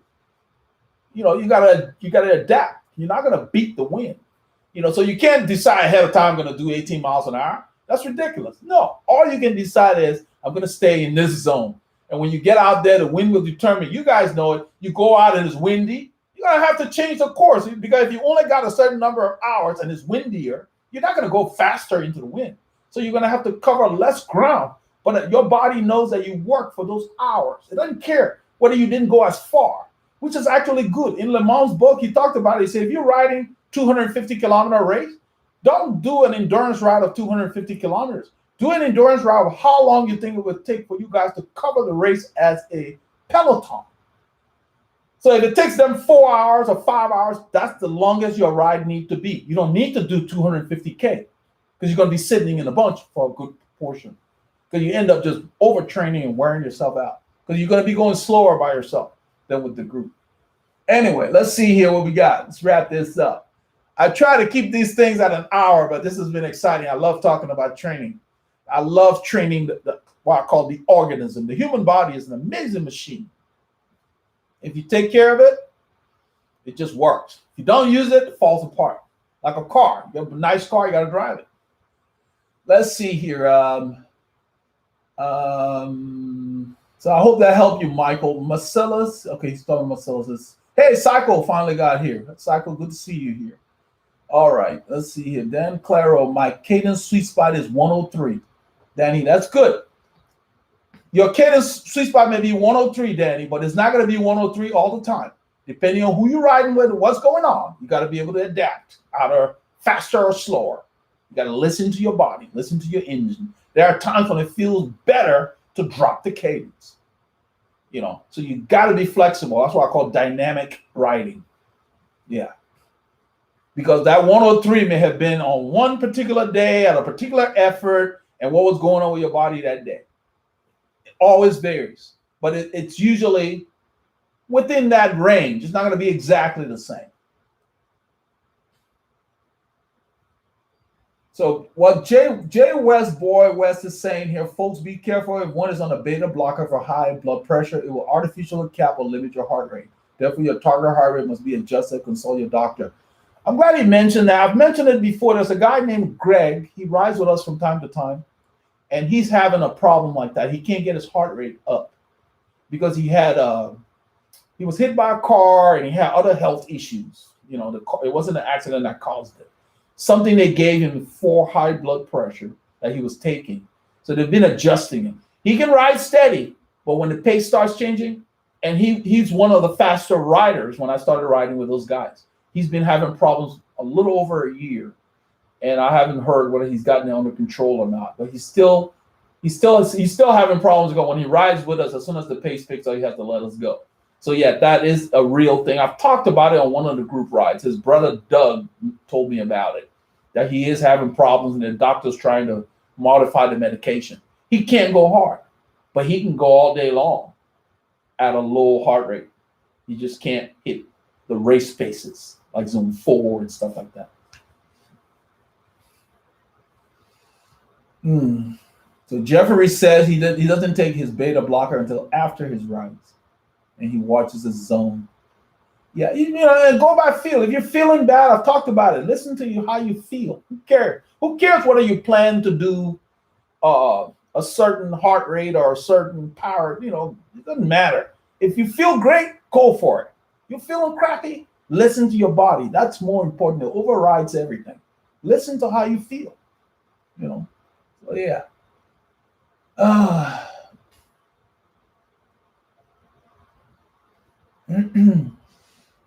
Jay West Boy says I need to mention it because I risk a certain potential liability. I don't think so necessarily, Jay West. I think I always tell people that you have to pay attention to, throughout even here this session, you have to pay attention to how you feel. You have to do your testing, and you have to know your limitation. You have to know what zones you can tolerate. If you're working out, whether you're on a bicycle or on a treadmill, and you start getting dizzy or what, you have to stop. You feel crappy. The whole point of working out is to feel great. So if you're working out, you're not feeling good, something else is wrong. So yeah, before you start, this is not for people who just starting a workout. These are cyclists that already work out. So if you're starting an exercise program and you don't know where you are, you have to start early. So when you get one of our plans, that's the first thing you see. The first week is a lot of steady low zone 1, zone 2 rides, so you kind of get to go. You've got to make those decisions. That's just life. You're not going to go out there and you start feeling dizzy. That's the same thing in a group ride where we talk about riding cross-eyed. You're riding to where you can't even see the obstacles on the road. I mean, that group is just too fast for you, even if you don't have any health problems. Because when you've hit your limit and you can't even avoid an obstacle, and what we call pedaling squares, and your legs are just tight, and you've hit the red zone and lactate is not, you're gonna have to stop. There's nothing macho about pushing on beyond where you're not teaching yourself how to really cycle well. You got to know your limitations. You really do. And that's going to come with you getting to get out there, ride by yourself, not just going with a faster group before you're ready. What was make the first? You ride with a group that's too fast, you will fry. That's why people get dropped. You let you go. Yeah, there's nothing wrong with letting the group go, because there's different things going on with your body all the time. Even if you ride all the time, there's some days where you just don't feel like yourself. You have to listen to yourself. These meters don't do anything. The meters are saying this is what you're doing or this is what you've done. The heart rate, in fact, heart rate has to catch up. After you've done the effort, then heart rate says, I'm going to go and start increasing to get more blood to the muscles, get lactate out. That's how heart rate has a lag. So you can't depend on that. Heart rate, I think, is very effective when you are sustaining steady efforts. You're just going hard and you're holding that effort, and it finally gets there, and then you can use that as a gauge. For very explosive, short efforts, heart rate does not play a factor. And depending on whether you're doing neuromuscular training or whatever. So you got to pay attention to yourself. If you can't do it, you can't do it. You don't want to go start a program where you have health problems. You're supposed to basically know that you have decent health before you start any kind of exercise program. And that this channel is not a new channel, Jay West. The people who have been here, we've mentioned that, and you do have to listen to yourself. You can't, even if you weren't working out and you're under a doctor's care and the doctor gave you something, they always tell you, if you're feeling weird, call or whatever. You've got to get a hold of that and take that responsibility, because there is a risk. Some people have, that's cyclists that have had heart attacks at organized rides or group rides in the time that I've been riding, that I've known. We've talked about like the Woodlands had a marathon and people been sitting on the couch. All of a sudden, oh, there's a marathon coming. I got to get in shape for that and do a few rides, and then show up and get all excited on the day of the event and have a problem. You have to get yourself in decent condition before you try to do too much. So yeah, it's a good point that he raised, but you really have to take that responsibility and say, hey, I'm going to listen to myself. When I talk about riding by feel, that's what I mean. If you feel crappy, it doesn't matter what zone you're in. You feel bad, you back off. And sometimes you have to stop, especially if you have an issue, you have something going on with you. But for the most part, if you're healthy and you're not having any kind of issue, and it's just strictly your inability to hold that zone, the reason why you have to know how to back off, you don't want to teach your body to pedal poorly. You don't want to pedal squares because you're not learning how to cycle. You're outside your range. So you need to back off. That's why you see riders in different groups. You're just not going to be able to ride efficiently if you're riding over your head for too long. It doesn't mean that you quit as soon as things get rough. You hang in there as long as you can. But once you start riding what we call choppily, your legs feel like blocks and they're just tight. You know that you're outside your range. And you back off just enough to where you get that sensation back to where your breathing's under control. That's how you raise that ceiling. And these are advanced trainings for people who want to do fast rides and competitive rides or fast grand funders. The more you ride, the longer it will take for you to get to where you can process lactate. And as you ride, that ceiling will rise even more with the right kind of training. That's why structured training is important. So yeah, you're welcome, Michael. Michael asked a question about maintaining cadence in the wind. David Hefferman said, made a mistake in a 25-mile group ride using high cadence. Got dropped, never again. Heart rate got too high. Okay, good point. Now, obviously, you did something you had not conditioned yourself for in the past, David. It's not using a high cadence. Look at it this way, just using a high cadence. Think about it. I always used to go, I'm going back to a car because look at it this way. If you're revving every car, somebody like, I've got a car that goes to 8,000 RPMs. I got another car that goes to lower. You have to find out what your engine can tolerate in terms of cadence, because that's a true statement you made. If you spin, and I talk about it in the group rides all the time, you have to train first. Don't go to a group ride and try something you've never done in training. If you're spinning at, say, 110, and most of the time you ride at 90, let's say, that's a new RPM range for you, per se. Don't do it for the first time in a group ride. Try it by yourself. See how long you stayed there before your heart rate got out of whack. When I say out of whack, what I mean is it wasn't rising by 1 or 2 beats per se. It jumped 10 beats, let's say. What that means, the body was experiencing something new. There's nothing wrong with that per se, because you're increasing your cruising cadence when you do those we have high cadence drills. But it's kind of like driving your car in, let's say if you have a stick shift, in second gear, and the tachometer is at, say, 6,000 RPM, and the red line in your tachometer gauge begins at 7. You don't want to stay there for an extended period of time. You use that to accelerate the car. Then you shift to third, and the RPM drops to, say, 25. And then if you want to go faster in third, you accelerate and it goes back to 6,000. You shift to fourth, and then it drops. It's the same thing on the bike. So to avoid what happened to you, David, if you're revving at 110, it should be to accelerate and close a gap, or accelerate and finish this hill that's short, and immediately shift up, slowing your legs to avoid getting dropped. Now, if you can't handle the gear you shift up to, you may need to let them go, but that is the way you need to ride.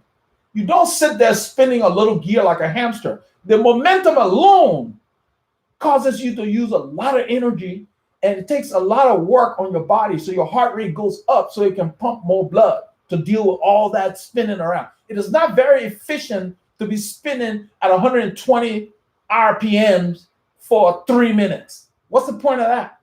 You spin like that to blast around somebody or close a gap, then you shift up and drop your cadence to a reasonable cadence that you can handle.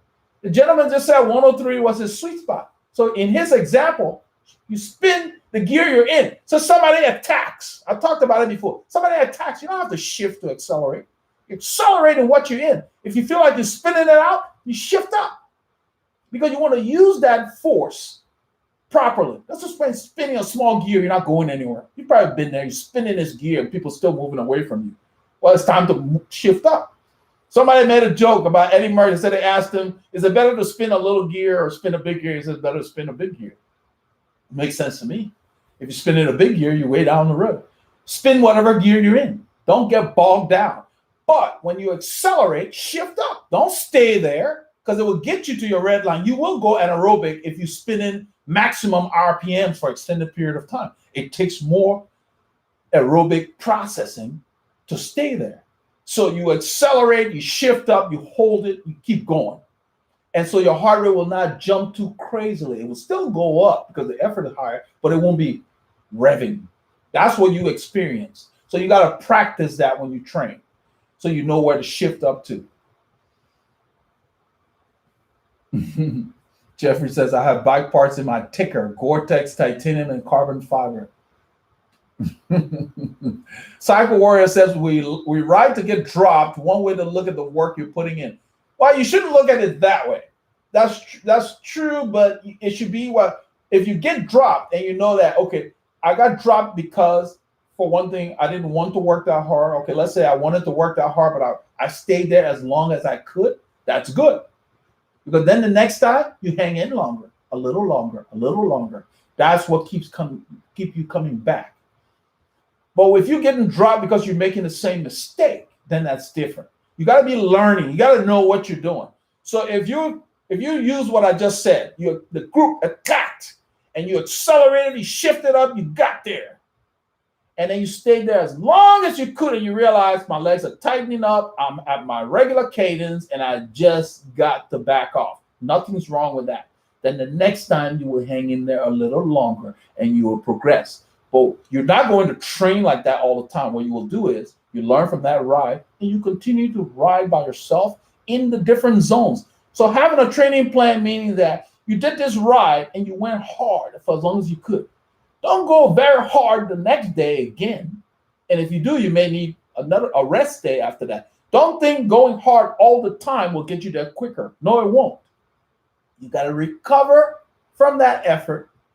And you can still ride, but you drop the intensity of the subsequent rides so your body can rest while you're still riding and building the capillaries. Because the more capillaries you build, the next time it will take more work to get you there, to get you to that limit you were on. So you see, I hope you're beginning to see why the slower, steadier rides are more important.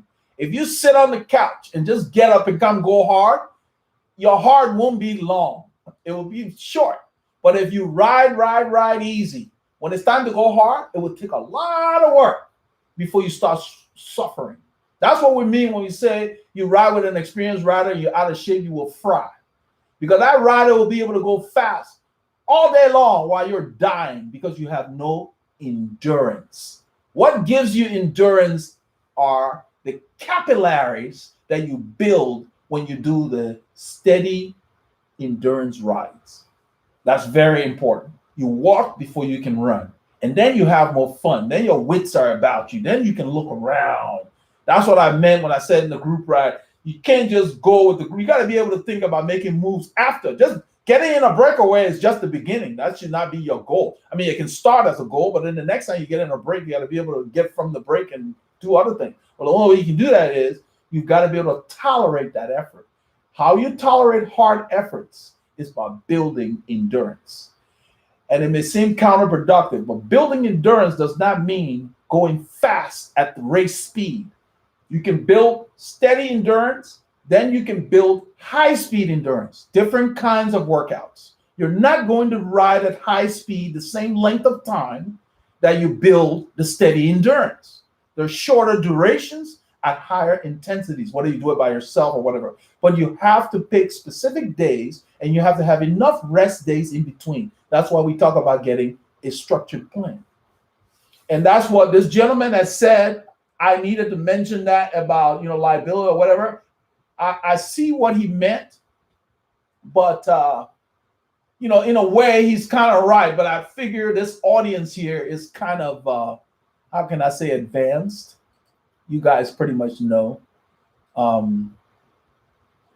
You know what you're doing, but I you know, I know what he meant. So it's not a problem, and he meant well. So that's the key. You do have to approach this cautiously. You know, you can't just go out there and just ride yourself into the ground. You don't want to do that. That's not a great way to train. Training should be fun. I'm trying to find my chat. I'm not sure where it went. Let's see here. I did something here that messed it up. There we go. I hope I can see it. So this, I had planned to only do an hour, but you guys got me on a topic that I'm very passionate about. So it was kind of good. so let's go ahead and wrap up. We're right at 2 hours. We'll talk again. I got to get my computer charged up, get ready for the ride tomorrow, and hopefully, I haven't heard from my brother. I'm gonna have to send him a text, make sure he's coming or not. But I'm sure he is, you know, depending on what's going on. But we're just gonna get out there tomorrow and kind of spin our legs and see what happens. So if I didn't get to you next time, try to do a super chat. But we'll be doing another one next Friday, hopefully, God willing. I appreciate everybody who has expressed concern about how we're doing. People went to Strava and, you know, wanted to know how we're doing. So I definitely wanted to do this live session to make sure that everybody kind of knew everything's okay. You know, so we're all doing well, and we're thankful about it. So we're gonna end here, guys. John Hill, Cycle Warrior, Jeffrey, all of you, Michael Hernandez, I want to thank you for your support on the channel. We got our newest member today, so enjoy the content. There will be more to come. Peace out, guys. Be safe.